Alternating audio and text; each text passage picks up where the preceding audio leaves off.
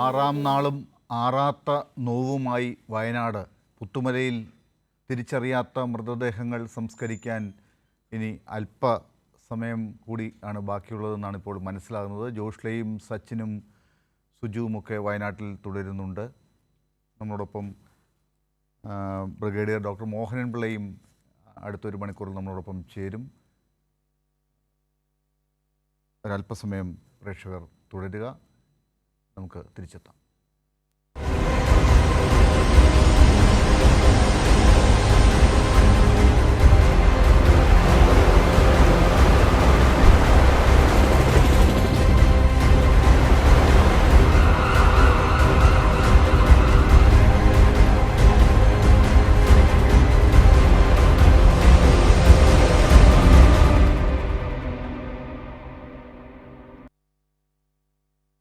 മുണ്ടക്കയിലും പുഞ്ചിരിമട്ടത്തും വെള്ളാർമലയിലും ഒക്കെ ചൂരൽമലയിലുമൊക്കെ ഓടി നടന്നവർ, ഒരുപക്ഷെ പല കാര്യങ്ങൾക്കായി ആ ബെയിലി പാലം ഇപ്പോഴുള്ള സ്ഥലത്ത് നിന്ന് പുറത്തേക്ക് കടന്ന് പുറം ലോകത്തേക്കൊക്കെ എത്തിയവർ, പല കാര്യങ്ങൾ ചെയ്ത് ജീവിതം മുന്നോട്ട് കൊണ്ടുപോയ കുടുംബങ്ങൾ, അച്ഛനമ്മമാർ, മക്കൾ, സഹോദരങ്ങൾ, അവരുടെയൊക്കെ പൂർവികരായിട്ടുള്ള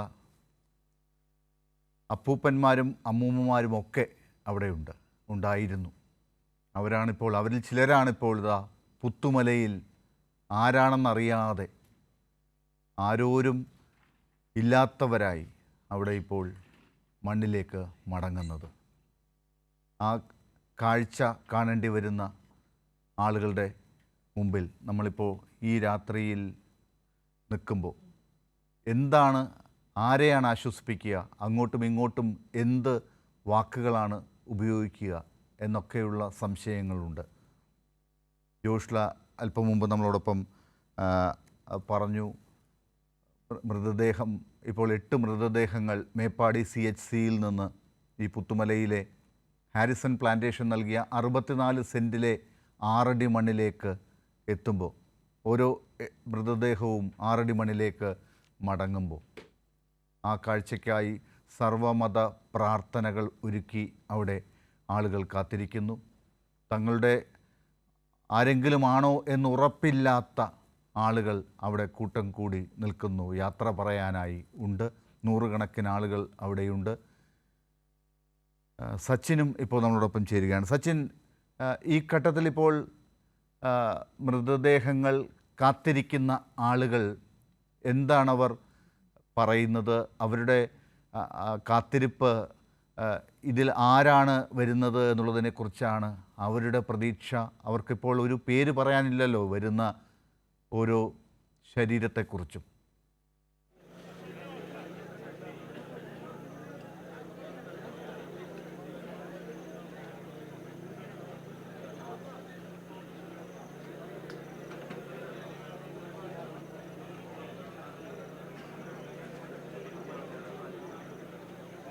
സച്ചിൻ ആ തിരക്കിനിടയിൽ ആണ്. ജോഷ്ല, ഞാൻ ഇതേ കാര്യം തന്നെയാണ് ജോഷ്ലോടും ചോദിക്കുന്നത്. അവിടെ വരുന്നവരുടെ പേര് നമുക്ക് പറയാനില്ല, ആർക്കുമില്ല. അവിടെ ഇരിക്കുന്ന ആളുകൾക്ക് ആർക്കും അത് ഏത് മതം, ഏത് രാഷ്ട്രീയം എന്നൊന്നും പറയാനില്ല. അവിടുത്തെ മുണ്ടക്കയിലെയോ വെള്ളാർമലയിലെയോ ചൂരൽമലയിലെയോ ഒക്കെ ആരോ ആണ് അത്. ആ വരുന്ന മൃതദേഹങ്ങൾ എന്ന് തന്നെയാണല്ലോ പറയേണ്ടത്. അവർ മണ്ണിലേക്ക് മടങ്ങുമ്പോൾ എന്ത് മനസ്സിൻ്റെ അവസ്ഥയാണ്, എന്ത് വാക്കുകളാണ് അവരുടെ മുഖത്തു നിന്ന് ജോഷ്ലയ്ക്ക് വായിച്ചെടുക്കാൻ സാധിക്കുന്നത്?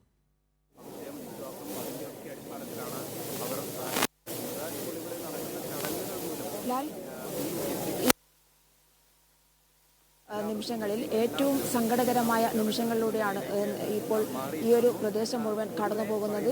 ഏറ്റവും ചുരുങ്ങിയ സമയത്തിനുള്ളിൽ 30 കുഴിമാടങ്ങൾ ഒരുക്കിക്കൊണ്ട് കേരളത്തിൻ്റെയും അതുപോലെ തന്നെ ഈ ഒരു വെള്ളാർമലയുടെയും മുണ്ടക്കൈയുടെയും എല്ലാം ചൂരൽമലയുടെയും എല്ലാം സ്നേഹം, അതിൻ്റെ ഒരു കൂട്ടായ്മ എല്ലാം അവസാന നിമിഷം പോലും കൂടെ നിന്നുകൊണ്ട് അവസാന നിമിഷം യാത്രയാക്കാനായി അത്രയേറെ ആളുകളാണ് ചുറ്റും ഈ ഒരു സ്ഥലത്ത് ചുറ്റും കൂടി നിൽക്കുന്നത്. ഹാരിസൺസ് പ്ലാന്റേഷൻ്റെ 64 സെൻറ്റ് സ്ഥലത്ത് ഇത്രയും കുഴിമാടം ഒരുക്കിയിരിക്കുകയാണ്. ചെറിയ സമയത്തിനുള്ളിലാണ് ഇതൊക്കെ ചെയ്തിരിക്കുന്നത്. അല്പസമയത്തിനകം 8 മൃതദേഹങ്ങൾ വഹിച്ച ആംബുലൻസുകൾ ഇവിടേക്ക് എത്തിച്ചേരും. മേപ്പാടിയിൽ നിന്നുമാണ് ആംബുലൻസുകൾ ഇവിടേക്ക് എത്തിച്ചേരുക.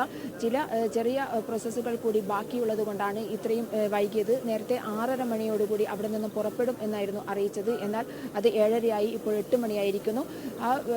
അതിനുള്ള പ്രോസസ്സ് എന്ന് പറയുന്നത് ബന്ധുക്കൾക്ക് തിരിച്ചറിയാൻ പറ്റാത്ത മൃതദേഹങ്ങളാണ് ഇവിടെ സംസ്കാരത്തിനായി എത്തുന്നത്. അത്രയും ജീർണിച്ച അവസ്ഥയിൽ അല്ലെങ്കിൽ അത്രയും ശരീര ഭാഗങ്ങൾ നഷ്ടപ്പെട്ട അവസ്ഥയിലൊക്കെയുള്ള മൃതശരീരങ്ങളാണ് അവസാനം ഒരുമിച്ച് സംസ്കരിക്കാൻ വേണ്ടി അധികൃതർ തീരുമാനമെടുത്തത്. എന്നാൽ പോലും ഇവർക്ക് ബന്ധുക്കളുണ്ടായിരുന്നു. ഒരു കാലത്ത് ഇവർക്ക് മറ്റ് ആളുകളുമായി ഒരുപാട് ബന്ധമുള്ളവരാണ്. അങ്ങനെ ഒരു കൂട്ടായ്മയിൽ നിന്നുമാണ് ഈ ഒരു മരണത്തിലേക്ക് അല്ലെങ്കിൽ ദുരന്തത്തിൻ്റെ മുഖത്തേക്ക് എടുത്ത് എറിയപ്പെട്ടവരാണ് ഇവരൊക്കെ തന്നെ എന്നുള്ളത് കൊണ്ട് തന്നെ ബന്ധുക്കളെയും നാട്ടുകാരെയും ഒക്കെ തന്നെ ഈ വിവരം അറിയിച്ചിരുന്നു. ആ ബന്ധുക്കൾക്കോ അല്ലെങ്കിൽ ഇവരുടെ കൂട്ടത്തിൽ ആരെങ്കിലും ബന്ധുക്കളായി ഉണ്ടെങ്കിൽ അവർക്ക് അറിയാതെ പോയ അല്ലെങ്കിൽ തിരിച്ചറിയാൻ പറ്റാതെ പോയ മൃതദേഹങ്ങളാണെങ്കിൽ അവർക്ക് പിന്നീട് അതൊരു മാനസിക പ്രശ്നമായി മാറാതിരിക്കാൻ ആണ് ഇത്തരത്തിൽ ഒരു അതായത് സമൂഹ പ്രാർത്ഥനയോടുകൂടി അല്ലെങ്കിൽ വ്യത്യസ്ത ജാതി മതങ്ങളുടെ പ്രാർത്ഥനയോടുകൂടി ഒരു സർവ്വമത പ്രാർത്ഥനയോടുകൂടി സംസ്കാര ചടങ്ങുകൾ ആരംഭിക്കാനായി അധികൃതർ തീരുമാനിച്ചത്. ഇപ്പോൾ വിശദീകരിക്കുന്നത് പോലെ തന്നെ ഈ 8 മൃതദേഹങ്ങൾ അല്പസമയത്തിനകം അവിടെ എത്തി. 64 സെൻറ്റിൽ അതിലെ 8 കുഴിമാടങ്ങളിലേക്ക് അവർ മടങ്ങുമ്പോൾ സർവമത പ്രാർത്ഥനയോടെയാണ് ആ മടക്കം. അതിനൊരുപക്ഷെ വലിയ വലിയ അർത്ഥങ്ങൾ കൽപ്പിക്കേണ്ടി വരുന്ന ഒരു സാഹചര്യം കൂടിയുണ്ട്. എല്ലാവരുടെയും മനസ്സ് അതിനെ എങ്ങനെ വിശേഷിപ്പിക്കും എന്ന് പറയാനാകാത്തൊരു സാഹചര്യത്തിലാണ് ഇപ്പോൾ. സച്ചിൻ നമ്മളോടൊപ്പം ചേരുന്നു. സച്ചിൻ, ഇപ്പോൾ മേപ്പാടി CHCയിൽ നിന്ന് മൃതദേഹങ്ങൾ എത്തേണ്ടതുണ്ട്. നേരത്തെ അന്വേഷിച്ചപ്പോൾ അറിഞ്ഞത് സർക്കാർ ഉത്തരവ് ഇറങ്ങിയിട്ടുണ്ട്. അതേസമയം ഇനി പഞ്ചായത്തിൻ്റെ കൂടി അനുമതി, വിവിധ പഞ്ചായത്തുകളിൽ നിന്നുള്ള ആളുകളാണ് ഈ 8 പേർ. അപ്പോൾ അത് നാളെ വലിയൊരു പ്രശ്നത്തിലേക്ക് അവർക്ക് തന്നെ അവരുടെ കുടുംബങ്ങൾ ആരെങ്കിലും വരുമ്പോൾ പോലും അവർക്ക് ബുദ്ധിമുട്ടുകൾ ഉണ്ടാകാൻ പാടില്ലാത്തതാണ്. അതുകൊണ്ട് തന്നെ പഞ്ചായത്തുകളുടെ അനുമതി വേണം. പഞ്ചായത്തുകളുടെ ഉത്തരവ് കൂടി ഇനിയിപ്പോൾ ഇറങ്ങേണ്ടതുണ്ട്. അതിനാണ് കാത്തിരിക്കുന്നതെന്നൊരു ഒരു വിവരം ലഭ്യമായിട്ടുണ്ട്. അതൊക്കെ എത്രത്തോളം ശരിയാണെന്നാണ് നമുക്കിപ്പോൾ മനസ്സിലാക്കാനാകുന്നത്. പോലീസ് എന്താണ് പറയുന്നത്? അവിടെ ജില്ലാ ഭരണാധികാരികൾ ഏതർത്ഥത്തിലാണ് ഇപ്പോൾ ഈ കാര്യങ്ങളെക്കുറിച്ച് പറയുന്നത്? എപ്പോഴത്തേക്ക് ഇനി ഈ 8 മൃതദേഹങ്ങൾ അവിടെ എത്തും?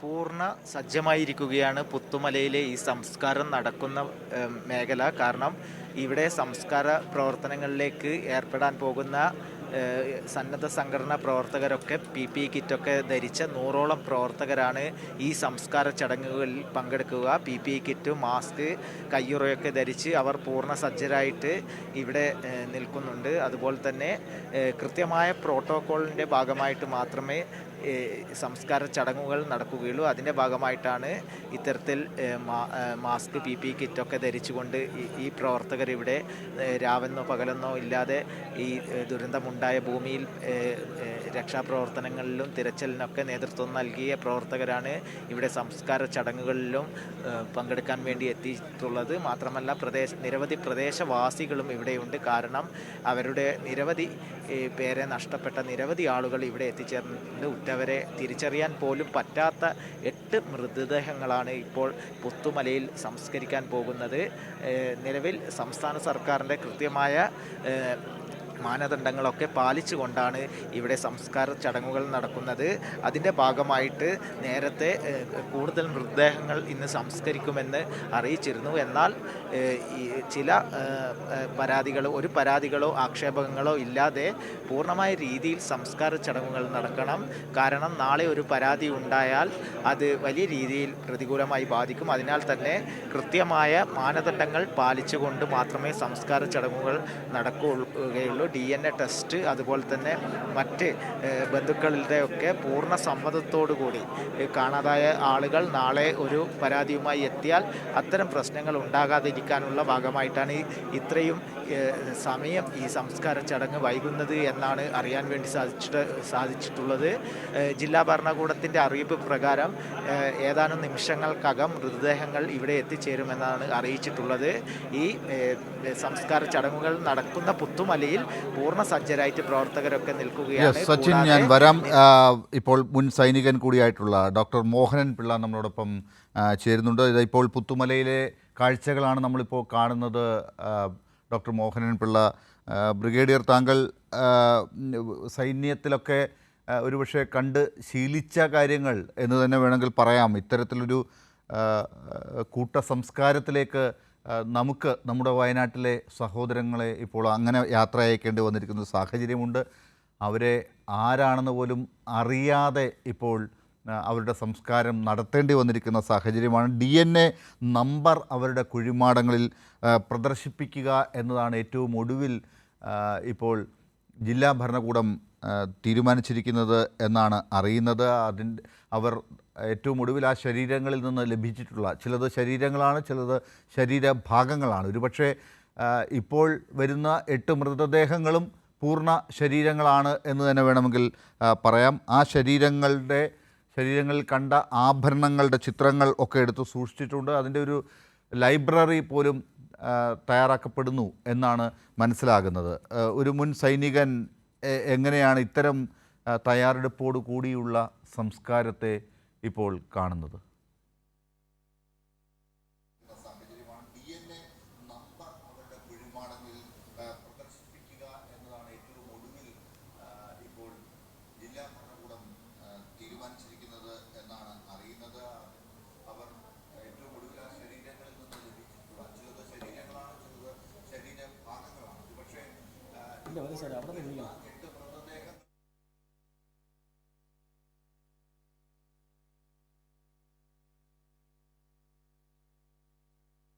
ഡോക്ടർ മോഹനൻ പിള്ള പ്രതികരിക്കുമ്പോൾ നമുക്ക് അതിലേക്ക് വരാം. ഇപ്പോൾ വലിയ ദുഃഖം നിറഞ്ഞൊരു അന്തരീക്ഷമാണ് പുത്തുമലയിലുള്ളത് എന്നുള്ളത് പ്രേക്ഷകർ കാണുന്നത് പോലെ തന്നെ പ്രത്യേകിച്ച് വാക്കുകൾ കൊണ്ട് വിശേഷിപ്പിക്കേണ്ടതില്ലാത്ത ഒരു കാര്യമാണ്. തിരിച്ചറിയാത്ത മൃതദേഹങ്ങളുടെ സംസ്കാരം എന്ന് പറയുന്നത് തിരിച്ചറിയാത്ത ആളുകളല്ല അവിടെ ഉണ്ടായിരുന്നത് എന്ന് നമുക്കറിയാം. ഈ മുണ്ടക്കൈയിലും പുഞ്ചിരിമട്ടത്തും ഒക്കെ ജീവിച്ചിരുന്ന ആളുകളാണ്. അവർക്കൊക്കെ പേരുകളുണ്ട്, വീട്ടുപേരുണ്ട്, കുടുംബമുണ്ട്. ആ കുടുംബത്തിലുള്ള അവരുടെ ഉറ്റവരുണ്ട്, ഉടയവരുണ്ട്. ഒരുപക്ഷെ ഈ മരണപ്പെട്ടു പോയി ഇപ്പോൾ സംസ്കരിക്കപ്പെടുന്ന ഓരോ ശരീരവും ഒരുപക്ഷെ ഒരുമിച്ച് കുടുംബത്തോടൊപ്പം പോയവർ ആകാം, സഹോദരങ്ങൾ ആകാം, അത് മക്കളാകാം, മാതാപിതാക്കളാകാം, അയൽക്കാർ ആകാം. ഡോക്ടർ മോഹനൻ പിള്ള, ഞാൻ നേരത്തെ പറഞ്ഞു വന്നത് ഇവരൊക്കെ ഈ പേരുകാരൊക്കെ ഇപ്പോൾ ഈ പേരൊക്കെ ഉണ്ടായിരുന്ന എല്ലാം ഉണ്ടായിരുന്ന നമ്മുടെ ഈ സഹോദരങ്ങൾ, ഈ മുണ്ടക്കൈയിലെ സഹോദരങ്ങൾ ഇപ്പോൾ കൂട്ട സംസ്കാരത്തിലേക്ക് പോകുന്ന ഇവർ ഇപ്പോൾ ആരാണെന്ന് അറിയാതെ സംസ്കരിക്കേണ്ടി വരുന്ന അവർക്കിപ്പോൾ DNA നമ്പറുകളാണുള്ളത്. ഒരുപക്ഷെ സൈനികരൊക്കെ യുദ്ധത്തിൽ ഇത്തരം ഘട്ടങ്ങളിലൊക്കെ അതൊക്കെ കാണേണ്ടി വന്ന ആളുകളൊക്കെ തന്നെ ആയിരിക്കാം. അങ്ങനെ കുഴിമാടങ്ങളിൽ DNA നമ്പറുകൾ പ്രദർശിപ്പിച്ച് പിന്നീട് തിരിച്ചറിയാൻ സാധിക്കുന്ന ഘട്ടങ്ങളിൽ അത് പറ്റുകയാണെങ്കിൽ അതറിയാൻ വേണ്ടി അവരുടെ ചിത്രങ്ങൾ എടുത്തു വെക്കുക, അവരുടെ ആഭരണങ്ങൾ സൂക്ഷിച്ചു വെക്കുക, ഈ ചിത്രങ്ങളുടെയൊക്കെ ഒരു ലൈബ്രറി തയ്യാറാക്കുക. ഇതൊക്കെയാണിപ്പോൾ നമ്മുടെ സർക്കാർ ചെയ്തിരിക്കുന്നത്. ഇതൊക്കെ ആണിപ്പോൾ ഈ ഘട്ടത്തിൽ ചെയ്യാൻ പറ്റുക എന്നുള്ളത് കൊണ്ട് ഈ കാഴ്ച വയനാട്ടിൽ നിന്ന് വരുമ്പോൾ ബ്രിഗേഡിയർ എന്താണ് പറയുക?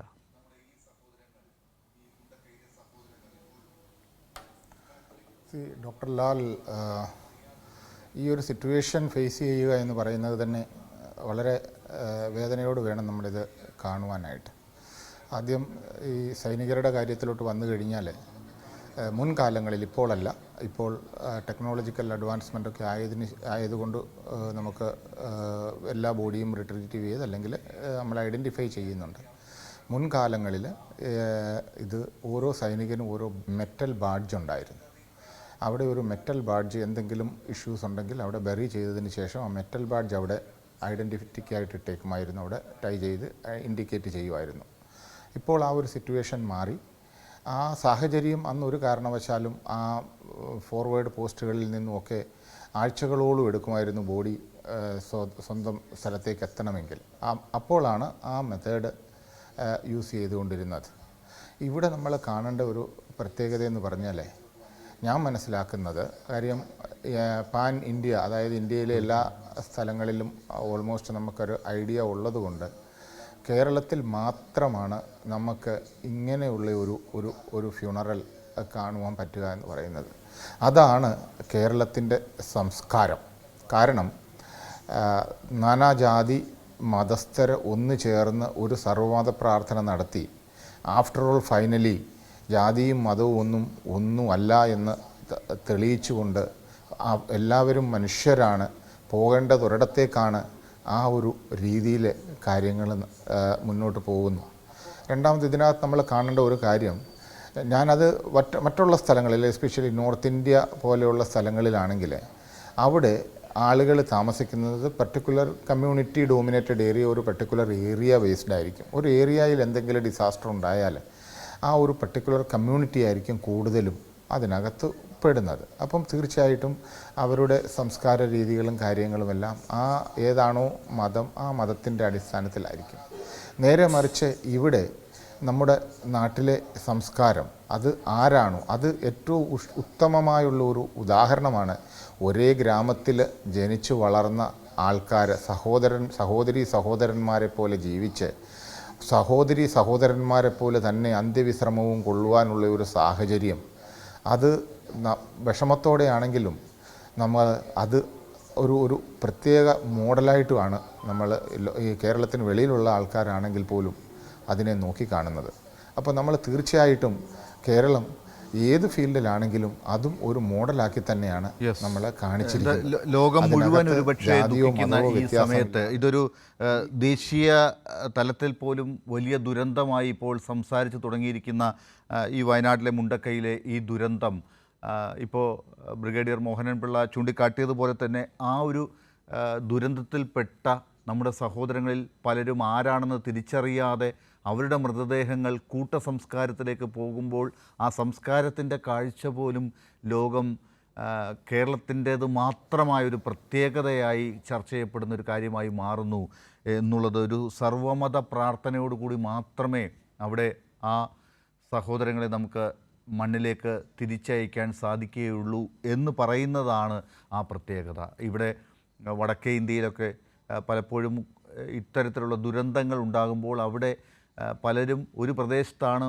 മരണപ്പെടുന്നതെങ്കിൽ അവരെല്ലാം ഒരു സമുദായത്തിൽ നിന്ന് തന്നെയുള്ള ആളുകളാണ് എന്നുള്ളത് കൊണ്ട് അത്തരം ഒരു കാഴ്ചയിലേക്ക് അവിടെ പോകേണ്ടി വരുന്നില്ല എന്നുള്ള ഇപ്പോൾ ബ്രിഗേഡിയർ മോഹനൻ പിള്ള ചൂണ്ടിക്കാട്ടിയ ആ കാര്യം നമ്മുടെ ഒരു ചെറിയ ഗ്രാമത്തിൽ വയനാട്ടിലെ ഒന്നോ രണ്ടോ ഗ്രാമങ്ങളിൽ പെട്ട ആളുകൾ മരണപ്പെടുമ്പോൾ ആ മരണത്തിൽ പെടുന്ന ആളുകൾക്ക് സർവ്വമത പ്രാർത്ഥന വേണ്ടി വരുന്ന ഒരു ഘട്ടം നമ്മുടെ ജീവിതത്തിൻ്റെ മലയാളികളുടെ ജീവിത സംസ്കാര ശൈലിയുടെ ഉത്തമ മാതൃകയാണ് എന്നുള്ളത് ഒരിക്കൽ കൂടി അടിവരയിട്ട് പറഞ്ഞുകൊണ്ടാണ് നമ്മുടെ ആ സഹോദരങ്ങൾ, പേരില്ലാത്ത ആ സഹോദരങ്ങൾ, ഇപ്പോൾ പേരില്ലാത്തവരല്ല, പേരുണ്ടെങ്കിലും ഇപ്പോൾ അത് പറയാൻ, അതാരാണെന്ന് പറയാൻ പറ്റാത്ത ആ സഹോദരങ്ങൾ മണ്ണിലേക്ക് മടങ്ങുന്നത്.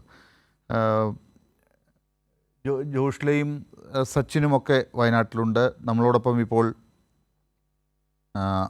ലൊവീന മുഹമ്മദ്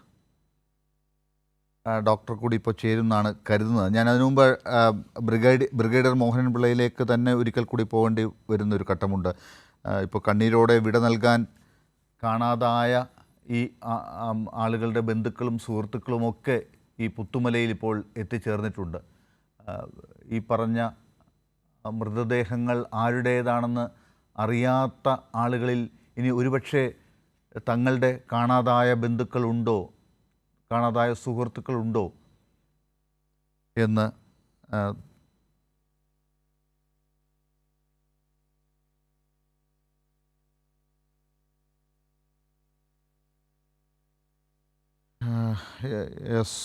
ഇപ്പോൾ സച്ചിൻ പുത്തുമലയിൽ നിന്ന് ചേരുന്നുണ്ട്. സച്ചിൻ, അവിടെ നേരത്തെ പറഞ്ഞതുപോലെ എല്ലാവരും ഏത് നിമിഷവും ആ മൃതദേഹങ്ങൾ അവിടേക്ക് എത്തും എന്ന് കരുതി നിൽക്കുകയാണ്. അവിടെ ഇപ്പോൾ നമ്മൾ പറഞ്ഞുകൊണ്ടിരുന്നത് പോലെ സർവ്വ മത പ്രാർത്ഥനയ്ക്കും ഉള്ള തയ്യാറെടുപ്പ് നമ്മൾ നടത്തിയിരിക്കുന്നു.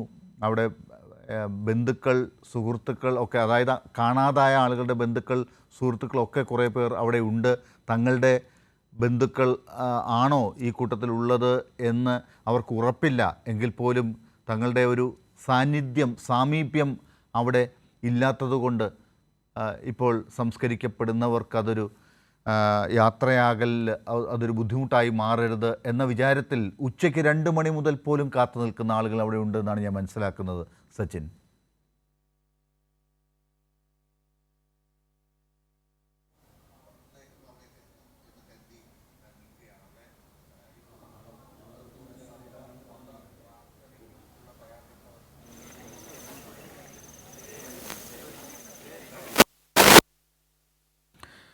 സച്ചിനിലേക്ക് വരാം. ഇപ്പോൾ ഡോക്ടർ ലൊവീന മുഹമ്മദ് ഉണ്ട് നമ്മളോടൊപ്പം. നമ്മൾ ലൊവീന മുഹമ്മദിനെ ഈ മുണ്ടക്കൈ ദുരന്തമുണ്ടായ സമയത്ത് ആ ഘട്ടത്തിൽ നമ്മൾ രക്ഷാപ്രവർത്തനത്തിൻ്റെ ഘട്ടത്തിൽ കണ്ടതാണ്. അവിടെ രക്ഷാപ്രവർത്തനത്തിൽ ഏർപ്പെട്ട വനിതാ ഡോക്ടറാണ് ഡോക്ടർ ലൊവീന മുഹമ്മദ്. ഒരുപക്ഷെ ലൊവീന, എങ്ങനെയാണ് ലൊവീനയെ ഈ ഒരു ഘട്ടത്തിൽ ആളുകളുടെ മുമ്പിൽ അവതരിപ്പിക്കേണ്ടത് എന്നുള്ളതിൽ എത്രയോ ആളുകളെ അവതരിപ്പിച്ചിട്ടുള്ള പരിചയമുണ്ടെങ്കിലും ഞാനിപ്പോൾ വാക്കുകൾ തേടുകയാണ്. എനിക്കറിയില്ല എങ്ങനെയാണ് ലൊവീനയെ ഈ ഘട്ടത്തിലേക്ക് ആളുകളുടെ മുമ്പിൽ അവതരിപ്പിക്കുന്നതിൽ മാത്രമല്ല, ആ ഘട്ടത്തെ എങ്ങനെയാണ് ലൊവീന ഇപ്പോൾ ഇവിടെ പറയുക എന്നുള്ളത്, കേൾക്കുക എന്നുള്ളത് മാത്രമാണ് എൻ്റെ കടമ. അത് കേൾപ്പിക്കുക എന്നുള്ളതും. ലൊവീന, ആ നിമിഷം ഇപ്പോൾ ഓർക്കുന്നത്, ആ നിമിഷങ്ങൾ ഇപ്പോൾ ഓർക്കുന്നത് എങ്ങനെയാണ്? അങ്ങനെ അങ്ങനെ ചോദിച്ചാൽ അതൊരു വല്ലാത്തൊരു അനുഭവം തന്നെയായിരുന്നു. അങ്ങനൊരു ഒരു റിയൽ ടൈം ഒരു ഇൻസിഡൻറ്റിലേക്ക് ആദ്യമായിട്ടാണ് ഒരു റെസ്ക്യൂ പോയിന്റിലേക്ക് എത്തുന്നത്. ഞാനൊരു എമർജൻസി ഫിസിഷ്യനാണ് ആസ്റ്റർ മിംസ് ഹോസ്പിറ്റലിൽ. അപ്പം ഞങ്ങൾക്ക് എല്ലാ ദിവസവും ആസ്റ്റർ പോലെയുള്ളൊരു ഇത്രയും ഹെവി ലോഡഡ് കേസ് ലോഡ്സ് വരുന്ന ഒരു ഹോസ്പിറ്റലിൽ എല്ലാ ദിവസവും പലതരം എമർജൻസീസ് കാണാറുണ്ടെങ്കിലും അന്ന് അവിടെ പോയപ്പം കണ്ട കാഴ്ച ഭയങ്കര ഒരു സങ്കടം തന്നെയാണ്. ഇപ്പോഴും ആ ട്രോമയിൽ തന്നെയാണ്. ആ ഒരു ഹെൽപ്ലെസ് ആയിട്ട് നിൽക്കുന്ന ഒരു ജനത അപ്പുറത്തുണ്ട് എന്നറിഞ്ഞതുകൊണ്ടാണ് ഞാനതിന് ഇറങ്ങിയത്. അപ്പം നമ്മളൊരു ആവശ്യം, ഒരു ഡോക്ടറിൻ്റെ ആവശ്യം, അല്ലെങ്കിൽ ഒരു മെഡിക്കൽ പ്രൊഫഷണലിൻ്റെ ആവശ്യം മറുകരയിൽ നിൽക്കുന്ന, അതായത് ഇവാക്യുവേറ്റ് ചെയ്ത് റെസ്ക്യൂ ചെയ്ത് കൊണ്ടുവരുന്ന ആളുകൾക്ക് ഉണ്ട് എന്ന് അറിഞ്ഞു. ഇവിടുന്ന് കേരള ഫയർഫോഴ്സിൽ ഉള്ള ആൾക്കാർ ഉണ്ടായിരുന്നു, രക്ഷാപ്രവർത്തകർ ഉണ്ടായിരുന്നു. അവരോട് ചോദിച്ചു ഞാൻ, അപ്പുറത്ത് ഡോക്ടറുണ്ടോ നഴ്സുണ്ടോ എന്നൊക്കെ ചോദിച്ചു. അപ്പോൾ അവർ പറഞ്ഞത് ഇപ്പം ഇല്ല എന്നാണ്. അതുകൊണ്ടാണ് ഞാൻ അങ്ങോട്ട്, അപ്പം ഞാൻ പറഞ്ഞ എന്നെ അവിടേക്ക് എത്തിച്ചോളൂ എന്ന് ഞാൻ പറഞ്ഞത്.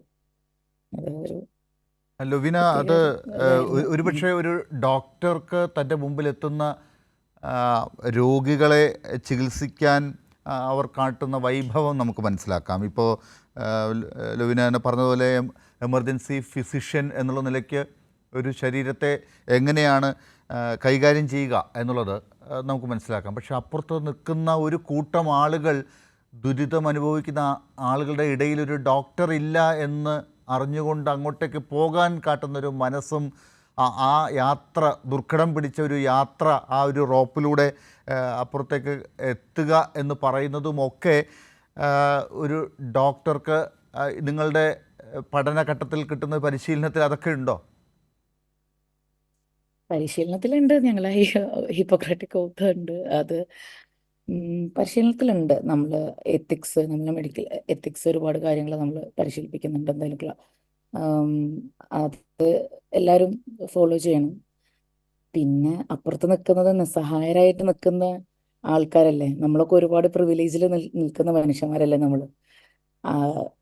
നമ്മൾക്ക് ചെയ്യാൻ പറ്റിയിട്ടില്ലെങ്കിൽ പിന്നെ വേറെ ആർക്കാ ചെയ്യാൻ പറ്റുക? എനിക്ക് ചെയ്യാൻ പറ്റിയൊരു ചെറിയൊരു കാര്യമാണ് അത് എന്നെ കൊണ്ട് പറ്റാവുന്ന ഒരു ചെറിയ കുഞ്ഞു കാര്യം ചെയ്തു എന്നേ ഉള്ളൂ.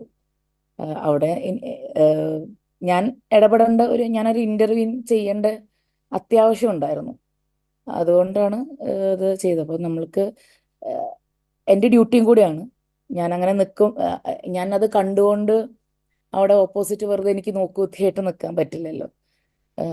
അത് ശരിയല്ല. അപ്പോൾ ഡോക്ടർ പേഷ്യൻസിനെ ലൊവീന ഒരു ഡോക്ടർ ലൊവീന റോപ്പിലൂടെയൊക്കെ ഞാൻ ഒന്ന് ചോദിക്കുന്നത് എന്താ വെച്ചാൽ, എനിക്ക് ഇതിനിടയിൽ ഞാൻ കണ്ടൊരു വാർത്തയിൽ ഞാൻ കണ്ടത് ശരിയാണോന്ന് എനിക്കറിയില്ല. ഡോക്ടർ ലൊവീനയ്ക്ക് ആഴങ്ങളും ഇതുപോലെയുള്ള എന്താണ് അന്തരീക്ഷമൊക്കെ ഭയമുള്ള ഒരു ഡോക്ടറാണ് എന്നാണ് ഞാൻ കേട്ടിരിക്കുന്നത്. ആ ഭയം പമ്പ കടന്നു. ആ ഘട്ടത്തിൽ ശരിക്കും മുമ്പിലേക്ക് ദുരിതം അനുഭവിക്കുന്ന ജനതയെ കണ്ടപ്പോൾ അതൊക്കെ മറികടന്നു എന്നാണ് വാർത്ത. അത് ശരിയാണോ? ഹൈറ്റ് നിന്ന് വെള്ളം കാണുന്നത് എനിക്ക് കുറച്ച് പേടിയുള്ളതാണ്. പിന്നെ പേടി തന്നെയാണ്. പിന്നെ പ്രത്യേകിച്ച് അവിടുത്തെ ഒരു ഇൻസിഡന്റ് എന്ന് വെച്ചാൽ ഒരു കുത്തിയൊഴുകുന്ന പുഴയാണ്. നമ്മൾ കുറച്ചൊരു ഭയപ്പെടുത്തുന്ന കാഴ്ച തന്നെയായിരുന്നു. പിന്നെ ഒരു പോയിന്റിൽ ഇതൊന്നും പ്രസക്തമല്ലാണ്ടായി മാറും. അങ്ങനത്തെ ഭയങ്ങൾക്ക് പ്രസക്തി ഇല്ലാണ്ടായി മാറുമല്ലോ. കാരണം അതിനേക്കാളും വലുത് അപ്പുറത്ത് നിൽക്കുന്ന ആൾക്കാരെ നമ്മളാലാവുന്ന വിധം എന്ത് സഹായവും ചെയ്യാം എന്നുള്ളത്. പിന്നെ ഞാൻ വർക്ക് ചെയ്യുന്ന ഹോസ്പിറ്റല് എനിക്ക് എല്ലാ സപ്പോർട്ടും അതിന് തരുന്നുണ്ട്. ആസ്റ്റർ മിംസിലാണ്. അപ്പം ഞാൻ എൻ്റെ എമർജൻസിയിൽ ഡോക്ടറിൻ്റെ ഹെഡ് ഡോക്ടർ വേണു, ഞാൻ സാറിനെ വിളിച്ചിട്ടാണ് പോയത്. സാറും എല്ലാ സപ്പോർട്ടും തന്നു. ലൈക്ക് നമ്മളതിന് ആക്ച്വലി ഇതിന് ഞങ്ങൾ ട്രെയിൻഡ് ആണ്. ഡിസാസ്റ്റർ മാനേജ്മെന്റ് ഞങ്ങൾ സെപ്പറേറ്റ് കോഴ്സ് ഉണ്ട്. ഞങ്ങൾ കരിക്കുലത്തിലുള്ളതാണ്. യെസ് ഡോക്ടർ ലൊവീന, ഒരുപക്ഷെ നമ്മൾ പഠിച്ച പാഠങ്ങളൊക്കെ മറന്നു പോകുന്ന ഘട്ടം, നമ്മുടെ ധൈര്യമൊക്കെ ചോർന്നു പോകുന്ന ഒരു ഘട്ടം, 300-ലധികം ആളുകൾ മരണപ്പെട്ട് നിൽക്കുന്ന ഒരു ഗ്രാമം, അത് എവിടെയെങ്കിലും എപ്പോഴെങ്കിലും എത്രയോ ദിവസങ്ങൾ കൊണ്ട് ആരൊക്കെയോ എന്നുള്ളതല്ല, നമ്മുടെ തന്നെ സഹോദരങ്ങൾ, നമ്മുടെ അയൽപ്പക്കത്ത് ഒന്നിച്ച് അപ്പാടെ ഒരു കുടുംബങ്ങൾ അങ്ങനെ ഒലിച്ചുപോയി മരണപ്പെട്ടു പോകുന്ന ഒരു കാഴ്ചയ്ക്ക് നടുവിലാണ് ഈ രക്ഷാപ്രവർത്തനം നടക്കുന്നത്. ഒരു മിനിറ്റ് സച്ചിൻ അവിടെ പുത്തുമലയിലുണ്ട്, അവിടുത്തെ കാര്യം കൂടി നമുക്കൊന്ന് അറിഞ്ഞിട്ട് വരാം. സച്ചിൻ, ഇപ്പോൾ അവിടെ നേരത്തെ ബ്രിഗേഡിയർ മോഹനൻപിള്ളയൊക്കെ ചൂണ്ടിക്കാട്ടിയതുപോലെ ഒരു ലോകം കാണാത്തൊരു കാഴ്ച കാണുന്നൊരു കോണിലാണിപ്പോൾ നമ്മൾ കാഴ്ചകൾ ലോകത്തെ കാട്ടിക്കൊണ്ടിരിക്കുന്നത്. ഇങ്ങനത്തെ ഒരു കാഴ്ച ലോകം കാണുന്നില്ല, ലോകത്തിൻ്റെ ഒരു ഭാഗത്തും ഇല്ല. ഈ മരണത്തെക്കുറിച്ച് മാത്രമല്ല, ഇങ്ങനെ മരണപ്പെടുമ്പോൾ ആ മരണത്തിൽ മണ്ണിലേക്ക് മടങ്ങുന്ന ആളുകൾക്ക് വേണ്ടി സർവ്വമത പ്രാർത്ഥനയ്ക്ക് വേണ്ടി ഒരുങ്ങി നിൽക്കുന്ന ആളുകളാണ്. വേറെ എവിടെയെങ്കിലുമൊക്കെ ആണെങ്കിൽ ഒരു പക്ഷേ അവിടെ ഒരു പ്രത്യേക സമുദായം മാത്രമായിരിക്കും അങ്ങനെ ഒരു കൂട്ടമരണത്തിലേക്കൊക്കെ പോകുമ്പോൾ ഉണ്ടാകുക എന്നുള്ളിടത്താണ് ഇവിടെ മരണപ്പെട്ടാൽ അതിൽ എല്ലാ മതക്കാരുമുണ്ട് ഒരു കൂട്ടമരണം ഉണ്ടാകുമ്പോൾ എന്ന് ലോകം കാണുന്നൊരു കാഴ്ച കൂടിയാണ്. അതാണ് പുരോഹിതന്മാർ, വിവിധ മതങ്ങളിൽപ്പെട്ടവരൊക്കെ അവിടെ ഇപ്പോൾ കാത്തു നിൽക്കുന്നത്, ഈ മൃതദേഹങ്ങളെ കാത്തു നിൽക്കുന്ന കാഴ്ച. സച്ചിൻ,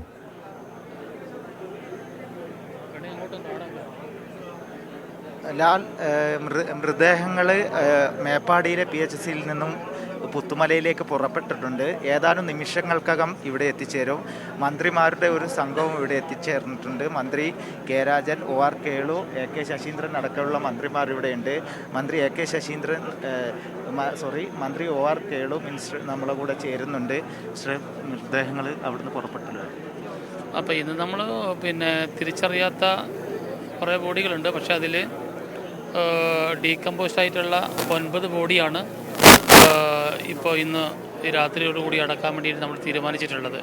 ഇപ്പോൾ എല്ലാ നടപടിക്രമങ്ങളും പൂർത്തീകരിച്ച് ഇപ്പോൾ മേപ്പാടി ഹോസ്പിറ്റലിൽ നിന്ന് വണ്ടി കയറ്റി പുറപ്പെട്ട് കഴിഞ്ഞ് ഏതായാലും 9 ബോഡി ഇവിടെ കൊണ്ടുവന്ന് ഒരു സർവ്വമത പ്രാർത്ഥനയ്ക്ക് ശേഷം അടക്കാനാണ് ഇപ്പോൾ പൊതുവായിട്ട് തീരുമാനിച്ചിട്ടുള്ളത്. ആദ്യം 30ഓളം മൃതദേഹങ്ങൾ എന്നാണ് അറിയാൻ വേണ്ടി സാധിച്ചത്. പിന്നെ അത് 8ആയി, ഇപ്പോൾ 9ആണ് പറഞ്ഞിട്ടുള്ളത്. അപ്പോൾ അത് ആദ്യം 8 ബോഡിയാണ് പറഞ്ഞത്. പക്ഷേ ഇന്ന് തെരച്ചിൽ നടത്തിയപ്പോൾ ഇന്ന് നിലമ്പൂർ വെച്ച് ഒരു ബോഡി അവസാനം കണ്ടുകിട്ടി. അത് വളരെ അഴുകിയത് കൊണ്ടാണ് പിന്നെ നാളേക്കത് വെക്കാൻ വേണ്ടി സാധിക്കില്ല എന്ന് മനസ്സിലാക്കിയതിൻ്റെ അടിസ്ഥാനത്തിലാണ് അതിൻ്റെ ഇൻക്വസ്റ്റ് കൂടി പൂർത്തീകരിച്ച് 8ൻ്റെ കൂടെ ഒന്നുകൂടി ഇപ്പോൾ വന്നത്. അതിൻ്റെ ഒരു കാലതാമസം ഉണ്ടായി. പിന്നെ നമ്മൾക്ക് ഈ ഭൂമി വിട്ടുകിട്ടുന്നതിന് വേണ്ടിയുള്ള നടപടിക്രമം ഇന്ന് ചീഫ് സെക്രട്ടറി ഒരു 6 കൂടിയാണ് ഉത്തരവായിട്ടുള്ളത്. അപ്പോൾ അതിൻ്റെ ഒരു കാലതാമസം വന്നതുകൊണ്ടാണ് ഈ ബോഡി അടക്കാനുള്ളൊരു സമയം വൈകിയിട്ടുള്ളത്. മറ്റ് വിഷയങ്ങളൊന്നുമില്ല. സച്ചിൻ ഈ 67 ബോഡികൾ ഇന്നിപ്പോൾ അവിടെ അടക്കും എന്ന് ഇവിടെ വാർത്തകൾ ഒരുപാട് പോകുന്നുണ്ടായിരുന്നു. അങ്ങനെ ഒരു ഘട്ടം ഒരിക്കലും ഉണ്ടായിട്ടില്ലേ എന്നും ചോദിക്കാമോ മിനിസ്റ്ററോട്? നടപടിക്രമങ്ങളും പൂർത്തീകരിച്ചുകൊണ്ട് തന്നെയാണ് നമ്മൾ ഇത് ചെയ്യുന്നത്. അതിപ്പോൾ ബോഡി നമ്മൾ ഇൻക്വസ്റ്റ് തയ്യാറാക്കി പോസ്റ്റ്മോർട്ടം നടത്തി അതിനുശേഷം അത് എന്തെങ്കിലും തിരിച്ചറിയാനുള്ള ഇതൊക്കെ നമ്മൾ രേഖപ്പെടുത്തി അതിനുശേഷം നമ്മുടെ ബന്ധുക്കൾക്ക് തിരിച്ചറിയാനുള്ള അവസരങ്ങൾ കൊടുത്ത് ഈ കടമ്പകളൊക്കെ കഴിഞ്ഞതിന് ശേഷമാണ് നമ്മൾ ഈ ആരും തിരിച്ചറിഞ്ഞിട്ടില്ല എന്ന് ബോധ്യപ്പെടുന്ന അതിൻ്റെ അടിസ്ഥാനത്തിൽ നമ്മൾ പൊതുവായിട്ട് പൊതുമശാനത്തിൽ അടക്കാൻ വേണ്ടി തീരുമാനിച്ചിട്ടുള്ളത്. ഈ 67 മൃതദേഹങ്ങൾ ഇന്ന് സംസ്കരിക്കും എന്നൊക്കെ വാർത്തകൾ പ്രചരിച്ചിരുന്നു. അതിനെപ്പറ്റി വല്ലതും അറിഞ്ഞിരുന്നു? ഇല്ലില്ല, അത് ഇപ്പോൾ ഡീകമ്പോസ്റ്റ് ആയിട്ടുള്ളത് മാത്രമേ ഇന്ന് നമ്മൾ അടക്കം ചെയ്യുന്നുള്ളൂ. ബാക്കി എല്ലാം കൂടി നാളെ 4 മണിക്ക് നമ്മൾ ഇവിടെ തന്നെ അടക്കം ചെയ്യും. അതിനിപ്പോൾ എത്ര എണ്ണമുണ്ട് അത്? ഏത് നാളെ ഇനി ബാക്കിയുള്ളത്? നാളെയുള്ളത് ഇപ്പോൾ 30 ബോഡികളാണ് നമുക്കുള്ളത്. ഇപ്പം ശരിക്കും പറഞ്ഞു കഴിഞ്ഞാൽ നമുക്ക് ഉരുൾപൊട്ടലുമായി ബന്ധപ്പെട്ടിട്ട് ഇപ്പോൾ തിരിച്ചറിയാൻ ആകെ കിട്ടിയുള്ള ശരീരഭാഗങ്ങൾ 160 അതിൻ്റെ പോസ്റ്റ്മോർട്ടം നടപടിക്രമങ്ങൾ പൂർത്തീകരിച്ചത് 156 നമ്മളിപ്പോൾ പൂർത്തീകരിച്ചിട്ടുള്ളത്. അതും പിന്നെ നമ്മൾ ബന്ധുക്കൾക്ക് നമ്മൾ വിട്ടുകൊടുത്തത് 171. അപ്പോൾ തിരിച്ചറിയാത്ത ഈ മറ്റേ പാർട്സ് ബോഡികളും മറ്റു കാര്യങ്ങളെല്ലാം കൂടി നാളെയാണ് അടക്കം ചെയ്യുന്നത്. മേപ്പാടിയിലെ ആശുപത്രിയിലാണല്ലോ സൂക്ഷിച്ചു വെച്ചത്? അതെ, മേപ്പാടി ഹോസ്പിറ്റലാണ് നമ്മൾ സൂക്ഷിച്ചു വെച്ചിട്ടുള്ളത്. ലാൽ, ഇത്തരത്തിൽ കൃത്യമായി സർക്കാർ എല്ലാ നിബന്ധനകളും പാലിച്ചുകൊണ്ടാണ് ഈ സംസ്കാര പ്രവർത്തനങ്ങൾ നടത്തിക്കൊണ്ടിരിക്കുന്നത്. ഇതിൽ മിനിസ്റ്ററെ, ഒരു വലിയ കാര്യം, ഈ സന്നദ്ധ പ്രവർത്തകർ വലിയൊരു സാന്നിധ്യം എല്ലാ മേഖലയിലുണ്ട്. ഇപ്പോൾ സംസ്കാര ചടങ്ങിലും ഡിവൈഎഫ്ഐ യൂത്ത് ബ്രിഗേഡ് അടക്കം സജീവമായി രംഗത്തുണ്ട്. അതെ, തുടക്കം മുതൽ നമ്മൾ വയനാട്ടിലെയും അതേപോലെ തന്നെ പ്രത്യേകിച്ച് ചൂരൽമലയിലെയും പൊതുസമൂഹം തന്നെയാണ് രക്ഷാപ്രവർത്തനത്തിൻ്റെ ഏറ്റവും മുമ്പിലുണ്ടായിരുന്നത്. ആ ഒരു വലിയ ഒരു ജനാവലി അല്ലെങ്കിൽ ആ ഒരു വിഭാഗം ഈ അവസാന നിമിഷത്തിലും ഇതിൻ്റെ നടപടിക്രമങ്ങളോടൊപ്പം തന്നെ ചേർന്ന് നിൽക്കുന്നു എന്നുള്ളതും ഇനി കണ്ടുകിട്ടാനുള്ള ബോഡികൾ പരിശോധിക്കുന്ന കാര്യത്തിലൊക്കെ തന്നെ അവർ സജീവമായിട്ട് സർക്കാരിനോടും അതുപോലെ തന്നെ സൈന്യത്തോടും ഒപ്പം ഉള്ളത് വലിയ ഒരു കാര്യം തന്നെയായിട്ടാണ് നമ്മൾ മന്ത്രി എന്ന നിലയ്ക്ക് ഞാൻ വിലയിരുത്തിയിട്ടുള്ളത്. സച്ചിൻ, ഒരുപക്ഷെ ഇനിയിപ്പോൾ റവന്യൂ മന്ത്രി കെ രാജനും അവിടെ ഉണ്ടാവും. അടുത്ത ഘട്ടത്തിൽ ഞാൻ വരുമ്പോഴേക്കും ഒരുപക്ഷെ റവന്യൂ മിനിസ്റ്റർ രാജനോട് സച്ചിന് ചോദിക്കാൻ പറ്റുന്നൊരു കാര്യം എന്ന് പറയുന്നത്, ഇപ്പോൾ 67 മൃതദേഹങ്ങളെക്കുറിച്ചുള്ള വാർത്തയൊക്കെ വന്ന് നേരത്തെ അതുമായി ബന്ധപ്പെട്ട് വലിയ ചർച്ചകളുമൊക്കെ പല മാധ്യമങ്ങളും നടത്തി. ഇപ്പോൾ ഏറ്റവും ഒടുവിൽ സർക്കാർ അങ്ങനെ ഒരു കാര്യം തീരുമാനിച്ചിട്ടേ ഇല്ല എന്ന് ഇപ്പോൾ വരുന്നൊരു ഘട്ടം ആണ് ഇപ്പോൾ നമ്മൾ മനസ്സിലാക്കിയിരിക്കുന്നത്. അതുപോലെ പല വാർത്തകളും ഇന്ന് റവന്യൂ മിനിസ്റ്റർ കെ രാജൻ ഉൾപ്പെടെ നേരത്തെ വാർത്താ മാധ്യമങ്ങളെ കണ്ടപ്പോൾ പറയുന്നുണ്ടായിരുന്നു മാധ്യമങ്ങളുടെ പ്രചരണത്തെക്കുറിച്ച്. നമ്മൾ നല്ല രീതിയിലൊക്കെ കാര്യങ്ങളൊക്കെ ചെയ്ത് മുന്നോട്ട് പോയിട്ട് ഒരുപക്ഷെ ഈ ഘട്ടത്തിലൊക്കെ നമ്മൾ ചിലപ്പോഴൊക്കെ നമ്മുടെ താളം തെറ്റുന്നുണ്ടോ എന്ന് തോന്നിപ്പിക്കുന്ന ചില ഘട്ടങ്ങളും കൂടി ഉണ്ടായിട്ടുണ്ട്. അത് ശ്രീ റവന്യൂ മിനിസ്റ്റർ രാജനോട് ചോദിക്കാവുന്നതാണ്. ഞാൻ അതിലേക്ക് വരുന്നതിന് മുമ്പ് ബ്രിഗേഡിയർ മോഹനൻ പിള്ളയിലേക്കൊന്ന് പോകട്ടെ. അത് കഴിഞ്ഞിട്ട് നമ്മളോടൊപ്പം ലൊവീന മുഹമ്മദും ഉണ്ട്. ഞാൻ തിരിച്ച് സച്ചിനിലേക്ക് എത്താം. ബ്രിഗേഡിയർ മോഹനൻ പിള്ള, ഇപ്പോൾ പുത്തുമലയിൽ ഉടനെ തന്നെ 9 മൃതദേഹങ്ങളാണ് എത്തുക. അത് ഡീകമ്പോസ് ചെയ്യപ്പെട്ട അവസ്ഥയിലായിരിക്കുന്ന മൃതദേഹങ്ങൾ. അതാദ്യം 8 പിന്നീട് ചാലിയാറിൽ നിന്ന് കിട്ടിയ ഒരു മൃതദേഹം കൂടി വന്നപ്പോഴേക്കും അത് 9 മൃതദേഹങ്ങൾ ഇന്ന് തന്നെ സംസ്കാരം നടത്തേണ്ട ഒരു സാഹചര്യം ഉള്ളതുകൊണ്ട് അതിലേക്ക് പോകുന്നു. ബാക്കി മൃതദേഹങ്ങൾ നാളെയാണ് സംസ്കരിക്കുക എന്നാണിപ്പോൾ മിനിസ്റ്റർ OR കേളു പറഞ്ഞതിൽ നിന്ന് മനസ്സിലാക്കുന്നത്. വാർത്തകൾ നമുക്ക് ഒരുപാട് പല രീതിയിലൊക്കെ ഈ ഘട്ടങ്ങളിലൊക്കെ ചർച്ച ചെയ്യപ്പെടുന്ന ഘട്ടങ്ങളൊക്കെ ഉണ്ടായിട്ടുണ്ടാകാം. അതിൻ്റെ ഭാഗമായി നമ്മളൊക്കെ മാറുന്നുണ്ട്. പക്ഷേ പതിവിൽ നിന്ന് വ്യത്യസ്തമായി നമുക്ക് ഈ ഒരു പുത്തുമലയിൽ അല്ലെങ്കിൽ മുണ്ടക്കൈയിൽ നടന്ന ഈ ദുരന്തവുമായി ബന്ധപ്പെട്ട് വലിയ രീതിയിലുള്ള വാർത്താ പ്രചരണങ്ങൾ ഒഴിവാക്കാനായി എന്ന് തന്നെ വേണമെങ്കിൽ പറയാം അല്ലേ ബ്രിഗേഡിയർ മോഹൻപിള്ള? പതിവ് അങ്ങനെ ആയിരുന്നില്ലല്ലോ.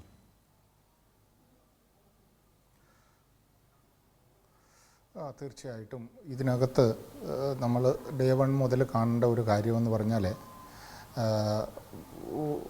ആരോപണങ്ങൾക്കോ അതുപോലെ തന്നെ വിമർശനങ്ങൾക്കോ വലിയ സ്ഥാനം ഈ രക്ഷാപ്രവർത്തനത്തിൽ നമ്മൾ കണ്ടിട്ടില്ല. കാരണം വിമർശനത്തിന് അതീതമായിട്ടാണ് കാര്യങ്ങളെല്ലാം ഇതുവരെ മുന്നോട്ട് പോയിക്കൊണ്ടിരിക്കുന്നത്. അതുകൊണ്ടാണ് ഞാൻ വീണ്ടും പറയുന്നത്, ഇത് ലോകത്തിന് തന്നെ ഒരു മാതൃകയായി, ഒരുപക്ഷെ വളരെയധികം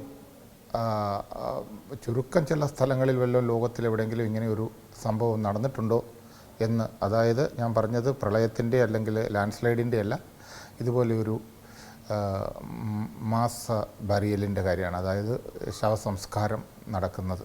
അതായത് ഞാൻ വീണ്ടും അത് പറഞ്ഞത്, ഏകോദര സഹോദരങ്ങളെപ്പോലെ ഏത് മണ്ണിൽ ജനിച്ചോ, ഏത് ഗ്രാമത്തിൽ ജനിച്ചോ, ആ ഗ്രാമത്തിൽ എങ്ങനെ ജീവിച്ചോ അതുപോലെ അവസാനം ഒന്നിച്ച് പോകേണ്ടി വരുന്ന ഒരവസ്ഥ, അത് ശരിക്കും ഒരു ഉത്തമ ദൃഷ്ടാന്തമാണ് ലോകത്തിന്.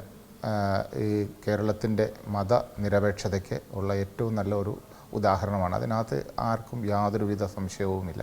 ഇവിടുത്തെ ജനങ്ങൾ, കേരളത്തിലെ ജനങ്ങൾ എങ്ങനെ ജീവിക്കുന്നു എന്ന് ഒന്നുകൂടി അടിവരയിട്ട് പറയുന്നു. കേരളത്തിൽ എന്താപത്തുണ്ടായാലും ജാതി മതഭേദമന്യേ എല്ലാവരും ഒന്നിച്ചു വരുന്നു, എല്ലാവരും സഹകരിക്കുന്നു എന്നുള്ള ആ ഒരു സന്ദേശവും കൂടി ലോകം കണ്ടുകൊണ്ടിരിക്കുകയാണ്.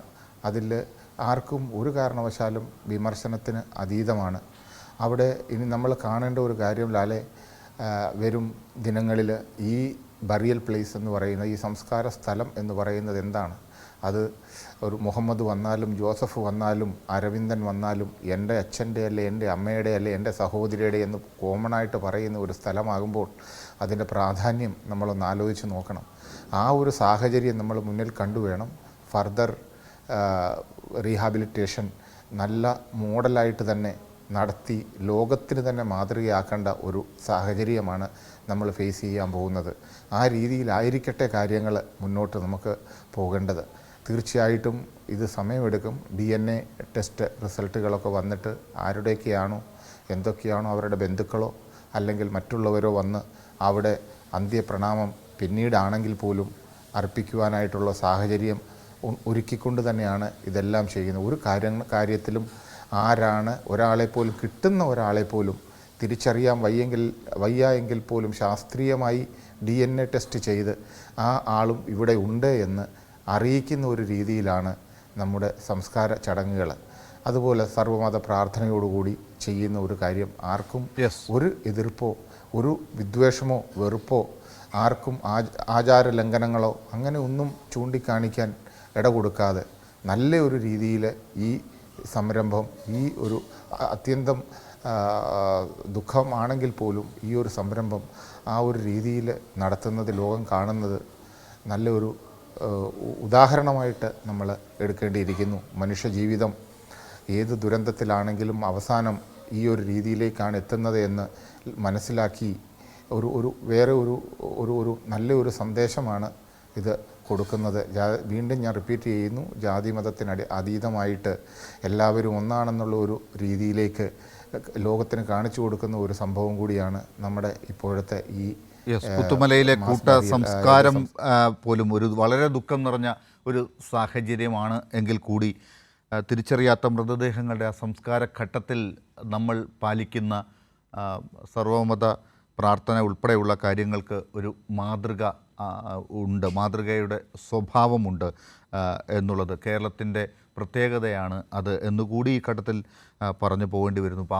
പാവപ്പെട്ട ആ പ്രദേശത്ത് മുണ്ടക്കൈയിൽ ജീവിച്ച ഒരുപാട് പേരുടെ ഒരുപക്ഷെ അന്ത്യം ഈ തരത്തിൽ ആകും എന്ന് ആരും കരുതിയിട്ടില്ലാത്ത ഒരു ഘട്ടത്തിൽ ഇങ്ങനെ ഒരു യാത്രയയപ്പ് വേണ്ടി വരുന്നത് സഹിക്കാനാകാത്ത അവരുടെ ബന്ധുക്കളോ സുഹൃത്തുക്കളോ ഒക്കെ അവിടെ ഇപ്പോൾ കാത്തു നിൽക്കുന്നുണ്ട്. മേപ്പാടിയിൽ നിന്ന് ഇപ്പോൾ മൃതദേഹങ്ങൾ പുത്തുമലയിലേക്ക് എത്തിക്കൊണ്ടിരിക്കുന്നു എന്നാണ് ഇപ്പോൾ സച്ചിൻ നേരത്തെ റിപ്പോർട്ട് ചെയ്തത്. മന്ത്രിമാർ അവിടെ എത്തിയിട്ടുണ്ട്. ഉപസമിതി യിൽപ്പെട്ട അംഗങ്ങൾ ഒക്കെ ഇപ്പോൾ അവിടെയുണ്ട്. അതിനിടയിലാണ് നമ്മളിപ്പോൾ നേരത്തെ ജോഷില ഇപ്പോൾ ചേരുന്നു. ജോഷില, ഇപ്പോൾ സച്ചിൻ നേരത്തെ കേളു മിനിസ്റ്ററുമായിട്ട് സംസാരിക്കുന്നുണ്ടായിരുന്നു. കെ രാജൻ മിനിസ്റ്റർ, റവന്യൂ മിനിസ്റ്ററും അവിടെ ഉണ്ട്. മറ്റു മിനിസ്റ്റർ AK ശശീന്ദ്രൻ ഉൾപ്പെടെയുള്ള മന്ത്രിമാരുമുണ്ട്. ജോഷിലയ്ക്ക് അവർ ആരെങ്കിലുമായിട്ട് സംസാരിക്കാൻ സാധിക്കുന്നുണ്ടോ എന്ന് എനിക്കറിയില്ല. സംസാരിക്കുകയാണെങ്കിൽ അവരുടെ അഭിപ്രായങ്ങൾ കൂടി ഇപ്പോൾ എടുക്കാൻ പറ്റുമോ നോക്കുക. ആ പ്രദേശം ഇപ്പോൾ പുത്തുമല ഏത് രീതിയിലാണ് 9 പേരെ, ആരാണെന്നറിയാത്ത 9 പേരെ വരവേൽക്കാൻ ഇപ്പോൾ കാത്തു നിൽക്കുന്നത്?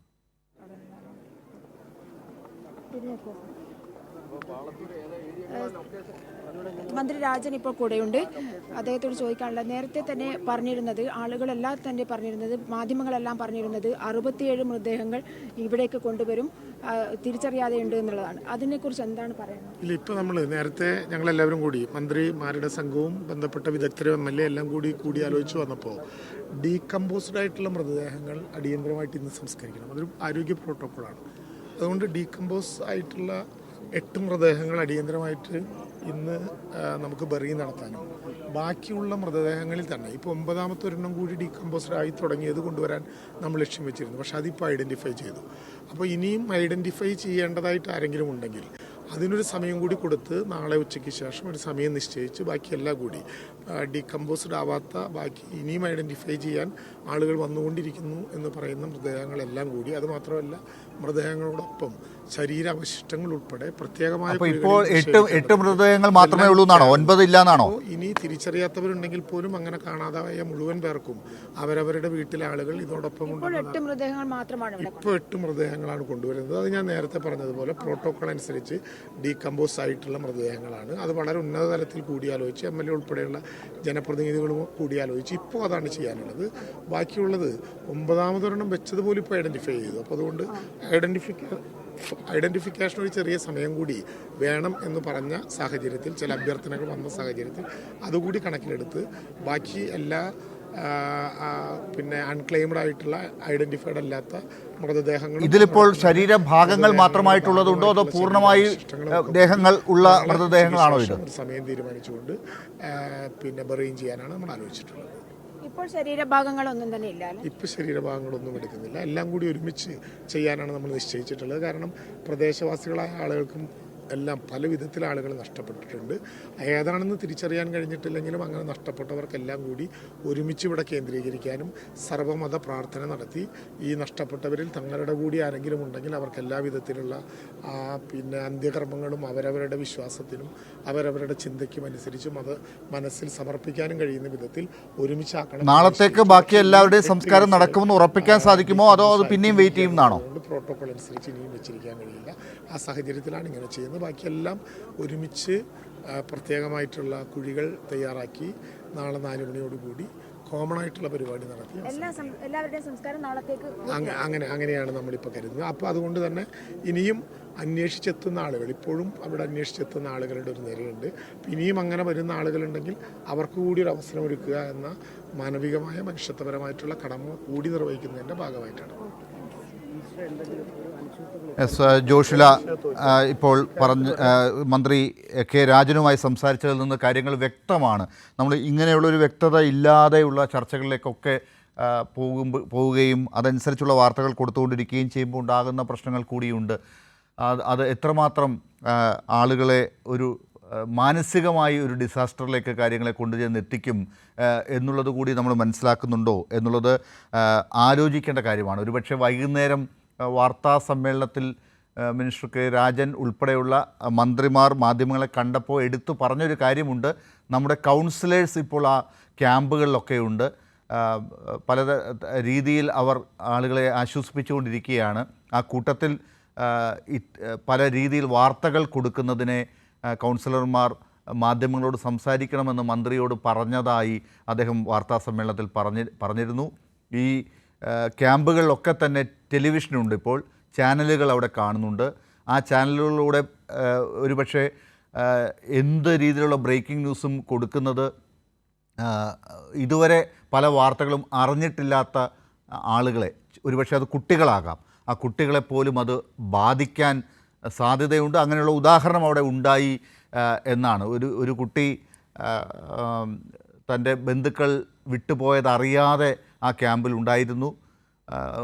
അതേസമയം ബന്ധുക്കൾ വിട്ടുപോയി എന്നുള്ളത് മനസ്സിലാക്കി മറ്റുള്ള ആളുകൾ ആ കുട്ടിയോട് കാണിച്ച ഒരു സമീപനം, ആ കുട്ടിയെ ഓടിച്ചെന്നെടുത്ത് ആശ്വസിപ്പിക്കാൻ ശ്രമിച്ചത് ആ കുട്ടിക്കൊരു വലിയ ട്രോമ ഉണ്ടാക്കി എന്നാണ് ഇന്ന് മന്ത്രി രാജൻ വാർത്താസമ്മേളനത്തിൽ പറഞ്ഞത്. അതുകൊണ്ട് മാധ്യമങ്ങൾ ശ്രദ്ധിക്കണം എന്നാണ്. എണ്ണം പറയുമ്പോൾ പോലും കൃത്യമായി ആ കാര്യങ്ങൾ പറയാതെ എന്തിനാണ് അതിലൊരു മത്സരം നമ്മൾ ഈ ഘട്ടത്തിൽ നമ്മുടെ സഹോദരന്മാരുടെ കാര്യത്തിൽ കാട്ടുന്നത് എന്നുള്ളതാണ്. നമുക്ക് അല്പസമയത്തിനകം മേപ്പാടിയിൽ നിന്ന് എത്തുന്ന 8 മൃതദേഹങ്ങൾ മാത്രമാണ് ഇന്നിപ്പോൾ, അതും തിരിച്ചറിയാനാകാത്ത ഡീകമ്പോസ് ചെയ്യപ്പെടുന്ന സ്റ്റേജിലെത്തിയിരിക്കുന്ന 8 മൃതദേഹങ്ങളാണ്. ഡോക്ടർ കൂടിയായ ലൊവീന മുഹമ്മദ് ഇപ്പോൾ നമ്മളോടൊപ്പം ഉള്ളതുകൊണ്ട് ലൊവീന ഉണ്ടെന്നാണ് എനിക്ക് തോന്നുന്നത്. ലൊവീന, ഇത്തരത്തിൽ ഡീകമ്പോസ് ചെയ്യപ്പെടുന്ന മൃതദേഹങ്ങൾ സംസ്കരിക്കപ്പെടുന്ന ഈ ഘട്ടത്തിൽ ഞാനിപ്പോൾ ഈ പറഞ്ഞ കാര്യങ്ങൾ മനഃശാസ്ത്രപരമായി സമീപിക്കേണ്ട ഘട്ടങ്ങൾ, മാധ്യമങ്ങൾ പോലും സമീപിക്കേണ്ട ജാഗ്രത, ഇതൊക്കെ ഡോക്ടർ ലൊവീന ഒരു ഡോക്ടറുടേതായ രീതിയിൽ ഒരു രക്ഷാപ്രവർത്തക എന്നുള്ളതിനപ്പുറം, രക്ഷാപ്രവർത്തകരാണ് എല്ലാ ഡോക്ടർമാരും, അത് ഞാൻ അംഗീകരിച്ചുകൊണ്ട് തന്നെ ഈ ഘട്ടത്തിൽ നമ്മൾ സംസാരിച്ചുകൊണ്ടതിൽ നിന്ന് മാറി ഒരു ഡോക്ടർ എക്സ്പേർട്ട് എന്നുള്ള നിലയ്ക്ക് എങ്ങനെയാണ് പറയുക? നിങ്ങൾ പറഞ്ഞത് കറക്റ്റാണ്. അതെന്ന് വെച്ചാൽ ഇതിൽ ഈ ട്രോമ ഒരു ഭയങ്കര ഒരു ഇമ്പാക്റ്റ്, സൈക്കോളജിക്കൽ ഇമ്പാക്റ്റ് ഉണ്ടാവും എല്ലാവരിലും, ഈവൻ രക്ഷാപ്രവർത്തകരിൽ വരെ അതുണ്ടാവും. അപ്പോൾ അത് അനുഭവിച്ച ആൾക്കാർക്ക് എത്രത്തോളം ഉണ്ടാവും എന്നുള്ളത്. അപ്പം ഇതിൻ്റെ ഇടയിൽ ന്യൂസിൽ വരെ even fake numbers, fake news, ഇത് പിന്നെ അതൊക്കെ ചെയ്യുമ്പോൾ എത്രത്തോളം വേറൊരു മനുഷ്യനിൽ അത് ഇമ്പാക്റ്റ് ഉണ്ടാക്കുന്നു എന്ന് പലപ്പോഴും ചിന്തിക്കുന്നില്ല. അത് നമ്മളെ മീഡിയ സ്പെഷ്യലി അതിൽ ശ്രദ്ധിക്കേണ്ട കാര്യമുണ്ട്. നമ്മളെല്ലാവരും ശ്രദ്ധിക്കേണ്ട കാര്യമുണ്ട്. നമ്മൾ ഓരോരുത്തരും വളരെ ശ്രദ്ധയോടെ കൂടി ഇത് സമീപിക്കാൻ പാടുള്ളൂ. ലൈക്ക് കാണുന്നുണ്ട്, കാരണം എല്ലാവരും ഡിപ്പെൻഡ് ചെയ്യുന്നത് ഞാനടക്കമുള്ള സാധാരണക്കാർ ആണ്. പിന്നെ ഞങ്ങളെല്ലാവരും മീഡിയനെ തന്നെയാണ് ഡിപ്പെൻഡ് ചെയ്യുന്നത്, ഞങ്ങൾ ഇതെല്ലാം കാണുന്നതും ഒക്കെ. പലപ്പോഴും ന്യൂസ് പല രീതിയിൽ നിങ്ങൾ പറഞ്ഞു നേരത്തെ കേട്ട ഇൻസിഡൻറ്റ് കേട്ടിട്ട് എനിക്ക് കുട്ടിയുടെ ഇൻസിഡൻറ്റ് കേട്ടിട്ട് ഭയങ്കര വിഷമമായി. കാരണം ഈ ട്രോമ ഫോർ എവർ ഉണ്ടാവും. ലൈക്ക് അത് എത്രത്തോളം ഒരു മനസ്സിനെ ബാധിക്കും എന്നുള്ളതും അതിൽ നിന്ന് എങ്ങനെ മൂവ് ഓൺ ചെയ്യുന്നുള്ളതും ഉള്ളത് നമുക്കിപ്പോഴും പോലും പറയാൻ പറ്റില്ല. എത്ര ജനറേഷൻസിലേക്കാണ് ആ ട്രോമ പോകുന്നത് എന്നുള്ളത് കൂടി. അത് കൂട്ടാണ്ടിരിക്കുക എന്നുള്ള ഒരു സമീപനമെങ്കിലും നമ്മൾ ചെയ്യണം. നമുക്കതിന് ആ ട്രോമ നമുക്ക് കൂടുതൽ ഉണ്ടാക്കാണ്ടിരിക്കുകയെങ്കിലും ചെയ്യാമല്ലോ. ന്യൂസ് ചെയ്യുമ്പം അതിൽ ഒരു സത്യസന്ധത പുലർത്തുക എന്നുള്ളത് ഭയങ്കര ഇമ്പോർട്ടൻ്റ് ആണ്. പിന്നെ എമ്പത്തറ്റിക് ആയിട്ടൊന്ന് അപ്രോച്ച് ചെയ്യുക. വെറും ന്യൂസ് വാല്യൂ മാത്രം കാണാതെ എമ്പതി, സഹാനുഭൂതി കാണിക്കുക. നമ്മളെ മനുഷ്യരാണ്, നമ്മളെ സ്വന്തം സഹോദരങ്ങളാണ്. അങ്ങനെ ഒരു എമ്പതി കാണിക്കണം എന്ന് തന്നെയാണ് എൻ്റെ അഭിപ്രായം. യെസ്, ബ്രിഗേഡിയർ മോഹനൻ പിള്ള, ഒരുപക്ഷെ ഇപ്പോൾ ഡോക്ടർ ലൊവീന പറഞ്ഞതുപോലെ തന്നെയാണ് നമ്മൾ ആ കാര്യങ്ങളെ സമീപിക്കേണ്ടതെന്നുള്ള കാര്യത്തിൽ ഒരു തർക്കമൊന്നും നമുക്കാർക്കും ഇല്ല. ചിലപ്പോൾ അത് റിപ്പോർട്ടേഴ്സും നമ്മളൊക്കെ ഫീൽഡിലൊക്കെ ആണെങ്കിൽ ഒരുപക്ഷെ പെട്ടെന്ന് അവിടെ ഒരു എമ്പത്തറ്റിക്കായി കൂടുതൽ പെരുമാറുന്നത് കൊണ്ട് കൂടി ആകാം ഒരുപക്ഷെ കാര്യങ്ങളെ കൂടുതൽ വേഗത്തിൽ എത്തിക്കാൻ ശ്രമിക്കുന്നത്. അതുവഴി ഉപകാരപ്പെടുന്ന ആളുകളും ആയിരിക്കാം. അതും കൂടി ചിലപ്പോൾ മറ്റ് ട്രോമകളെക്കുറിച്ച് ഓർക്കാതെ റിപ്പോർട്ടിങ്ങിലേക്ക് പോകുന്നത് കൊണ്ടൊക്കെ സംഭവിക്കുന്നതുമാകാം. പക്ഷേ അത് ഇപ്പോൾ ഇത്തരം ഘട്ടങ്ങളിൽ കുട്ടികളെയൊക്കെ അത് ബാധിക്കുന്നുണ്ട്. കുട്ടികളുടെ കാര്യത്തിൽ പ്രത്യേകം ശ്രദ്ധിക്കണമെന്ന് സംസ്ഥാന സർക്കാർ തന്നെ, ആരോഗ്യവകുപ്പ് പ്രത്യേകിച്ച് ആ പ്രോട്ടോക്കോൾ ഇന്നിപ്പോൾ ശ്രദ്ധയിൽപ്പെടുത്തിയിട്ടുണ്ട്. മന്ത്രിമാരുടെ ഉപസമിതി അത് വാർത്താമാധ്യമങ്ങളോട് അതിപ്പോൾ ശ്രദ്ധയിൽപ്പെടുത്തി. കൗൺസിലേഴ്സ് ആ കാര്യങ്ങൾ പറയണമെന്ന് പറഞ്ഞുകൊണ്ടാണത് ചെയ്തിരിക്കുന്നത്. അതൊക്കെ ഒരു സ്വയം ജാഗ്രതയിലേക്ക് നമ്മളൊക്കെ ഇറങ്ങിത്തിരിക്കും എന്ന് തന്നെ കരുതാം. ഇപ്പോൾ ഇതാ 67 എന്നുള്ളത് 39 പിന്നീട് പറയുന്നത് കേട്ടു. പിന്നീടത് 9 മാറി. അതിന് കാരണമുണ്ടായിരുന്നു. 9 എന്നൊരു വാർത്ത സർക്കാർ തന്നെ ആദ്യം ആലോചിച്ചതാണ്. അത് പിന്നീട് ഒരാളെ ഐഡൻറ്റിഫൈ ചെയ്തു. അങ്ങനെ ഇപ്പോൾ 8 പേർ ആണ് ഇന്ന് ഡീകമ്പോസ് ചെയ്യപ്പെട്ട അവസ്ഥയിൽ സംസ്കരിക്കപ്പെടുന്നത്. ബ്രിഗേഡിയർ,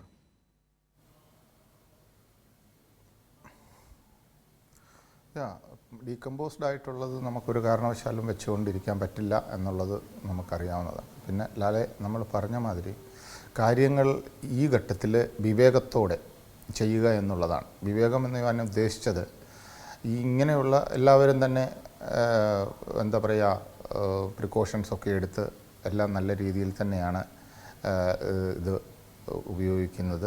എന്നിരുന്നാൽ തന്നെയും ഇപ്പം നമ്മൾ വേറെ ഒരു കാര്യം കൂടി കാണുന്നുണ്ട്, ഈ നിപ്പ വൈറസിൻ്റെയും അതുപോലെയുള്ള കാര്യങ്ങൾ. അപ്പോൾ പകർച്ചവ്യാധി എന്ന് പറയുന്നത് വളരെയധികം ശ്രദ്ധിക്കേണ്ട ഒരു സംഭവമാണ് ഈ ഇങ്ങനെയുള്ള അവസരത്തിൽ തീർച്ചയായിട്ടും.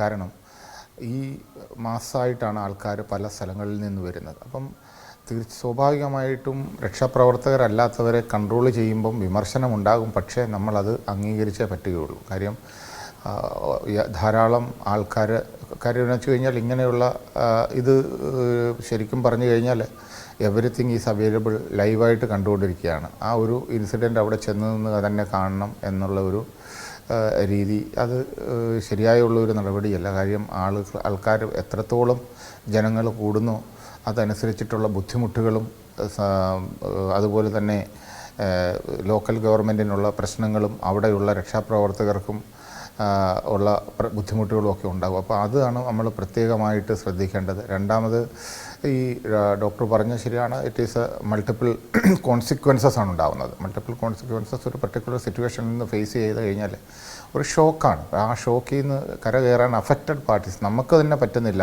It is taking time. അപ്പം ഡയറക്റ്റ്ലി അഫക്റ്റഡ് ആളുകൾക്ക് എന്താകും ലാലെ എന്ന് നമുക്ക് മനസ്സിലാക്കാവുന്നതേ ഉള്ളൂ. അത് വിവരിക്കുന്നതിലൊക്കെ അതീതമായിട്ടാണ്. അപ്പം നമ്മൾ ഇതിനകത്ത് കാണേണ്ടത് വിവേകത്തോട് തന്നെ കാര്യങ്ങൾ കാണുക.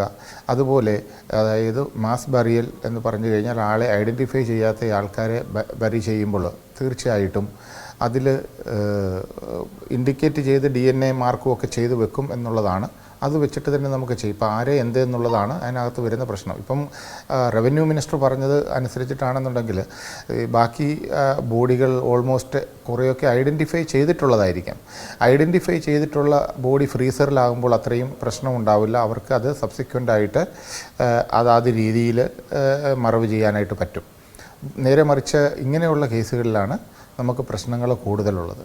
അപ്പം ആ ഒരു സമയത്ത് തീർച്ചയായിട്ടും രക്ഷാപ്രവർത്തകരും അവിടെ ഉള്ളവരും പ്രത്യേകം ശ്രദ്ധിക്കേണ്ടത് ഈ ഇൻഫെക്ഷൻസ് അങ്ങനെയുള്ള കാര്യങ്ങൾ പകർച്ചവ്യാധികൾ കൂടുതൽ അതിൽ നിന്ന് ഏറ്റവും കൂടുതൽ രക്ഷ നേടുക എന്നുള്ളതാണ്. അവിടെ ഒരു നമ്മൾക്കാർക്കും പറയാൻ വയ്യാത്ത രീതിയിലുള്ള ഒരു കണ്ടീഷനാണ് അവിടുത്തെ സാഹചര്യം എന്ന് പറയുന്നത് ഇക്കോളജിക്കലി നമ്മൾ നോക്കുകയാണെന്നുണ്ടെങ്കിൽ. അപ്പോൾ തീർച്ചയായിട്ടും ബാറ്റിൽ ഫീൽഡ് ഇങ്ങനെയുള്ള ബാറ്റിൽ ഫീൽഡിലൊക്കെ ആണെന്നുണ്ടെങ്കിൽ ഇതുപോലെ മാസീവ് ഡെത്ത് ടോളൊക്കെ ഉള്ള സ്ഥലങ്ങളിൽ തീർച്ചയായിട്ടും ഇമ്മീഡിയറ്റായിട്ട് പിന്നെ ചെയ്യുന്നത് സാനിറ്റൈസ് ചെയ്യുക എന്നുള്ളതാണ് ബേസിക്കലി. കാര്യം പകർച്ചവ്യാധികളൊന്നും പകർന്നു പിടിക്കാതിരിക്കാൻ ആ രീതിയിൽ സാനിറ്റൈസ് ചെയ്ത് കാര്യങ്ങൾ പോവുകയാണ്. ഇവിടെ നമ്മളെ സംബന്ധിച്ചിടത്തോളം അതൊന്നും അത്ര പ്രായോഗികമല്ല ഈ ഒരു കാര്യം.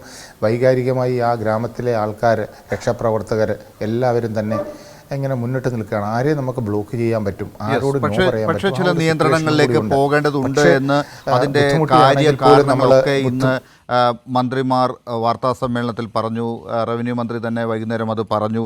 ഇപ്പോൾ ഡോക്ടർ മോഹൻപിള്ള ചൂണ്ടിക്കാട്ടിയതുപോലെ തന്നെ ഒരു നിയന്ത്രണം ആവശ്യമുണ്ട് എന്ന് നമ്മൾ മനസ്സിലാക്കി തന്നെ നിയന്ത്രിക്കപ്പെടേണ്ടതുണ്ട്. ഇന്നൊരു പക്ഷേ ഞായറാഴ്ച ആയതുകൊണ്ട് രാവിലെ കൂടുതൽ സന്നദ്ധ പ്രവർത്തകർ അവിടേക്ക് ദുരന്ത ഭൂമിയിലേക്ക് എത്തിയിരുന്നു. പക്ഷെ അവരൊക്കെ പല പല സമയത്തായി വന്ന് കയറിയത് കൊണ്ട് അവിടെ എത്ര പേർ ആണ് ഈ ദുരന്തത്തിൻ്റെ കൃത്യമായ സ്പോട്ടിലേക്ക് എത്തിപ്പോയത് എന്നുള്ളതൊന്നും കണക്കുകൾക്കൊക്കെ പ്രശ്നങ്ങൾ ഉണ്ടാകാൻ സാധ്യതയുണ്ടായിരുന്നു. അതുകൊണ്ട് ഒരുപക്ഷെ ഭക്ഷണം കിട്ടാത്തതിൻ്റെ പരാതികളൊക്കെ വന്നപ്പോഴാണ് അത്തരം കാര്യങ്ങൾ ശ്രദ്ധിക്കപ്പെടുന്നത്. ചില സന്നദ്ധ പ്രവർത്തകർ പോലും തങ്ങൾക്ക് ഭക്ഷണം കിട്ടിയില്ല എന്നൊക്കെ പറയുമ്പോൾ എനിക്ക് ഡോക്ടർ ലൊവീന മുഹമ്മദൊക്കെ ആദ്യഘട്ടത്തിൽ അവിടെ ആ ദുരന്ത ഭൂമിയിൽ രക്ഷാപ്രവർത്തനത്തിന് എത്തിയപ്പോൾ ഹൈറ്റിനെയും വെള്ളച്ചാട്ടത്തെയും പേടിയുണ്ടായിരുന്ന ഡോക്ടർ ലൊവീന അതൊക്കെ മറന്നുകൊണ്ട് രക്ഷാപ്രവർത്തനത്തിന് വേണ്ടി ഇറങ്ങിത്തിരിച്ചതൊക്കെ പെട്ടെന്ന് ഒന്നുകൂടി ഒന്ന് ഓർക്കാൻ തോന്നുകയാണ്. അവിടെ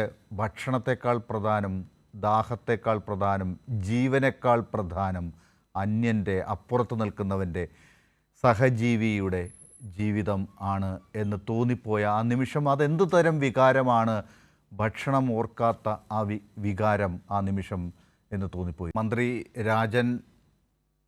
മന്ത്രിമാരായ രാജൻ, OK കേളു, ഒപ്പം AK ശശീന്ദ്രൻ എന്നിവർ അവിടെ ഓൾറെഡി ഉണ്ട് എന്നുള്ളത് നമ്മൾ നേരത്തെ കണ്ടതാണ്. ഇപ്പോൾ മന്ത്രി MB രാജേഷും പുത്തുമലയിൽ എത്തിയിട്ടുണ്ട് എന്ന വാർത്തയാണ് ഉള്ളത്. ഡോക്ടർ ലൊവീന, ഇപ്പോൾ താങ്കൾക്ക് കേൾക്കാമെങ്കിൽ നമ്മൾ ഈ ദുരന്തഭൂമിയിലേക്ക് എത്തിപ്പെടുന്ന ആളുകളുടെ ഒരു മാനസികാവസ്ഥയാണല്ലോ ചർച്ച ചെയ്തുകൊണ്ടിരിക്കുന്നത്. ഇപ്പോൾ പല ആളുകൾ, ഇന്നലെ നമ്മുടെ പൊതുമരാമത്ത് മന്ത്രി പറയുന്നുണ്ടായിരുന്നു, മുഹമ്മദ് റിയാസ് ചൂണ്ടിക്കാട്ടുന്നുണ്ടായിരുന്നു, ഈ ആളുകളൊക്കെ വെറുതെ ഇത്തരം സ്ഥലങ്ങൾ കാണാൻ എത്തുന്ന ആളുകളെ ഒന്നും പ്രോത്സാഹിപ്പിക്കില്ല, ഡാർക്ക് ടൂറിസം, ഡിസാസ്റ്റർ ടൂറിസം ഒന്നും പ്രോത്സാഹിപ്പിക്കില്ല എന്നൊക്കെ പറയുന്നുണ്ടായിരുന്നു.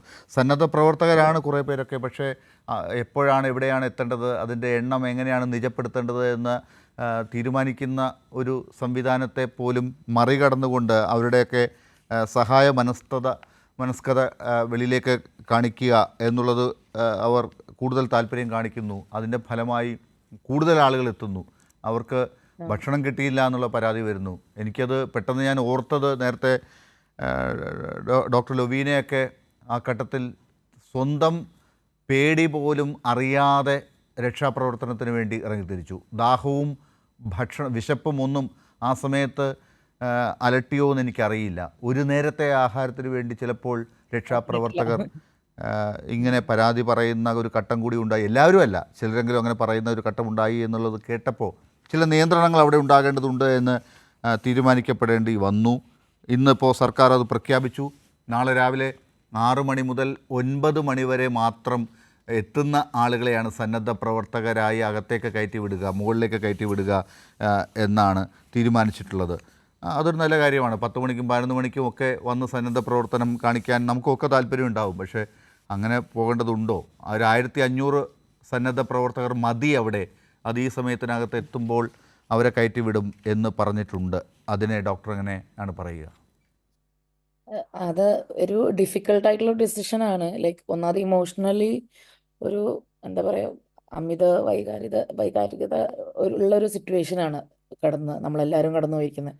പക്ഷെ ഇപ്പോൾ ഈ ഒരു ഡിസിഷൻ ഈസ് റൈറ്റ് എന്നാണ് എനിക്ക് തോന്നുന്നത്. കാരണം ആ ഒരു ഒരു ഗ്യാപ്പിൽ വരുന്ന ആൾക്കാരെ മാത്രം കടത്തി വിടുമ്പം ഇങ്ങനത്തെ കുറച്ച് നമുക്ക് കൺട്രോൾ ചെയ്യാൻ പറ്റും കുറേ കാര്യങ്ങൾ. ഒരുപാട് പ്രശ്നങ്ങൾ മന്ത്രി പറഞ്ഞ പോലെ തന്നെ അത് നമുക്ക് പ്രിവെൻറ്റ് ചെയ്യേണ്ടിയിരിക്കുന്നു. ബേസിക്കലി ഈ ഒരു ഡിസാസ്റ്റർ ടൂറിസം അല്ല, ആത്മാർത്ഥമായിട്ടായിരിക്കും മിക്കവാറും ആൾക്കാർ അവിടെ എത്തുന്നത്. പക്ഷെ അത് ചിലപ്പോൾ എന്താ സംഭവിക്കുക വെച്ചാൽ അതൊരു ആ ഒരു അപ്രോച്ച് ചിലപ്പം ശരിയായിക്കൊള്ളണം എന്നില്ല ഇൻ ദ എൻഡ്.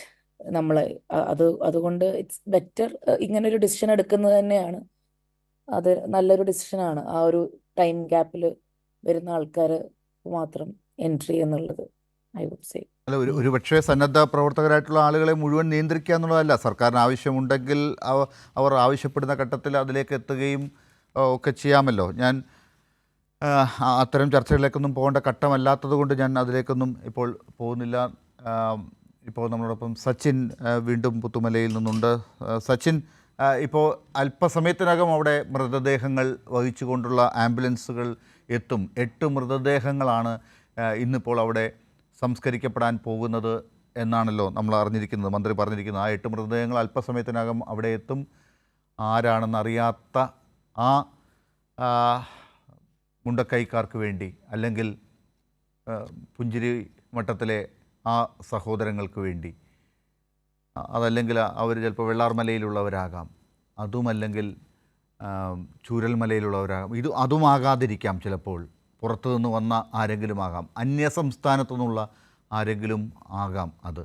എന്നാൽ പോലും നമുക്ക് അവരെ യാത്രയാക്കാൻ വേണ്ടിയുള്ള തയ്യാറെടുപ്പാണ് അവിടെ നടക്കുന്നത്. മണ്ണിലേക്കുള്ള ആ മടക്കം അവിടെയാണ്. ആ 64 സെൻറ്റിലെ 6 അടി മണ്ണിൽ ആണ് അവർ ഇനി ഉറങ്ങാൻ പോകുന്നത്. സച്ചിൻ, എന്താണ് ഇപ്പോൾ അവിടെ?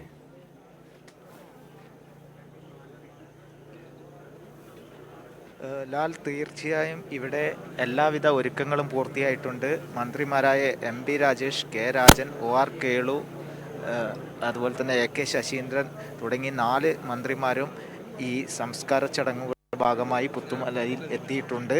അതുപോലെ തന്നെ ജില്ലാ കളക്ടർ, ജില്ലാ പോലീസ് മേധാവി അടക്കമുള്ള ഉന്നത ഉദ്യോഗസ്ഥരും പുത്തുമലയിൽ എത്തിയിട്ടുണ്ട്. ഈ 8 മൃതദേഹങ്ങൾ ഏതാനും നിമിഷങ്ങൾക്കകം ഇവിടെ എത്തിച്ചേരുമെന്നാണ് ഇപ്പോൾ അറിയാൻ വേണ്ടി സാധിച്ചത്. കാരണം ചില നിബന്ധനകളും മാനദണ്ഡങ്ങളൊക്കെ ഉള്ളതിനാലാണ് ഇത്തരത്തിലുള്ള സമയം വൈകിയത് എന്ന് നേരത്തെ കൈരളി ന്യൂസുമായി K രാജനും അതുപോലെ തന്നെ OR കേളു എന്നീ മന്ത്രിമാർ കൈരളി ന്യൂസുമായി പങ്കുവച്ചിരുന്നു. നിലവിൽ 8 മൃതദേഹങ്ങൾ ഇവിടത്തേക്ക് എത്തിക്കൊണ്ടിരിക്കുകയാണ്. 9 മൃതദേഹങ്ങളാണ് ഇന്ന് അവസാനമായി ഇവിടെ സംസ്കാരത്തിനായി എത്തിക്കാൻ വേണ്ടി ഉദ്ദേശിച്ചത്. എന്നാൽ അതിൽ ചാലിയാറിൽ നിന്നും ലഭിച്ച മൃതദേഹം ഐഡൻറ്റിഫൈ ചെയ്തു എന്നാണ് നേരത്തെ മന്ത്രി K രാജൻ വ്യക്തമാക്കിയത്. അതിനാൽ തന്നെ ഇപ്പോൾ 8 മൃതദേഹങ്ങൾ പുത്തുമലയിലെത്തും. ഈ സംസ്കാര ചടങ്ങുകളുടെ ഭാഗമായി എല്ലാ ക്രമീകരണങ്ങളും ഇവിടെ ഒരുക്കിയിട്ടുണ്ട്. അതിൽ ചില മാനദണ്ഡങ്ങൾ പാലിക്കണമെന്ന് സംസ്കാര ചടങ്ങുകൾ പങ്കെടുക്കാൻ എത്തിയവരോട് നിർദ്ദേശവും നൽകി കഴിഞ്ഞു. കാരണം വലിയ രീതിയിലുള്ളൊരു പ്രദേശവാസികളുടെ വലിയ രീതിയിലുള്ളൊരു സാന്നിധ്യം ഈ മേഖലയിലുണ്ട്. ആർക്കും അറിയാത്ത രീതിയിൽ ജീർണിച്ച അവസ്ഥയിലുള്ള മൃതദേഹങ്ങളാണ് ഇവിടെ സംസ്കരിക്കാൻ കൊണ്ടുവരുന്നത്. അതിനാൽ തന്നെ ഉറ്റവരായ ബന്ധുക്കളെ നഷ്ടപ്പെട്ട നിരവധി പേരാണ് ഇവിടെ ഈ ദുരന്തമുഖത്ത് സങ്കടകരമായ മുഖവുമായി ഇവിടെ എത്തിച്ചേർന്നത്. ഈ അടക്കം ചെയ്യുന്ന മൃതദേഹങ്ങൾ അവരുടെ ബന്ധത്തിൽപ്പെട്ട ആരുടേതെങ്കിലും ആണോ തുടങ്ങിയ കാര്യങ്ങളൊക്കെ അറിയേണ്ടതുണ്ട്. അതിനാൽ തന്നെ സങ്കടാത്മകമായ ഒരു രംഗം തന്നെയാണ് ഇവിടെ ഇപ്പോൾ മുന്നോട്ട് പോയിക്കൊണ്ടിരിക്കുന്നത്. മൃതദേഹങ്ങൾ സംസ്കരിക്കാനുള്ള എല്ലാ പൂർണ്ണ സജ്ജീകരണങ്ങളും ഒരുങ്ങിക്കഴിഞ്ഞു. സന്നദ്ധ സേവകരായ 100ഓളം പ്രവർത്തകർ PPE കിറ്റ് അടക്കം ധരിച്ച്, മാസ്കും PPE കിറ്റ് അടക്കം ധരിച്ച് ഇവിടെ മൃതദേഹ സംസ്കരിക്കാനുള്ള ഒരുക്കങ്ങൾക്കായി പൂർത്തിയാക്കിയിട്ടുണ്ട്. മാത്രമല്ല സർവ്വമത പ്രാർത്ഥനയോടും കൂടിയാണ് സംസ്കാര ചടങ്ങുകൾ നടക്കുക. അതിൽ വിവിധ മതത്തിൽപ്പെട്ട മതനേതാക്കൾ ഇവിടെ എത്തിച്ചേർന്നിട്ടുണ്ട്. അവർ ഇതിന് കാർമ്മികത്വം വഹിക്കും. 3 മതവിഭാഗത്തിലും പെട്ട 3 മതനേതാക്കളാണ് ഇവിടെ ഈ സർവ്വമത പ്രാർത്ഥനയ്ക്ക് കാർമ്മികത്വം വഹിക്കുക. മാത്രമല്ല കേരളത്തിൻ്റെ 4 മന്ത്രിമാരും ഇവിടെ എത്തിയിട്ടുണ്ട്. കൂടാതെ TCDക്ക് MLAയും ഇവിടെ എത്തിയിട്ടുണ്ട്. ഇവരുടെ നേതൃത്വത്തിലാണ് പൂർണ്ണമായ എല്ലാവിധ മാനദണ്ഡങ്ങളും പാലിച്ചുകൊണ്ട് ഇവിടെ സംസ്കാര ചടങ്ങുകൾ നടക്കുക. പിന്നെ എടുത്തു പറയേണ്ട ഒരു കാര്യം, സർക്കാരിൻ്റെ കർശനമായ നിർദ്ദേശങ്ങളും പാലിച്ചുകൊണ്ട് തന്നെയാണ് സംസ്കാരം നടക്കുന്നത്.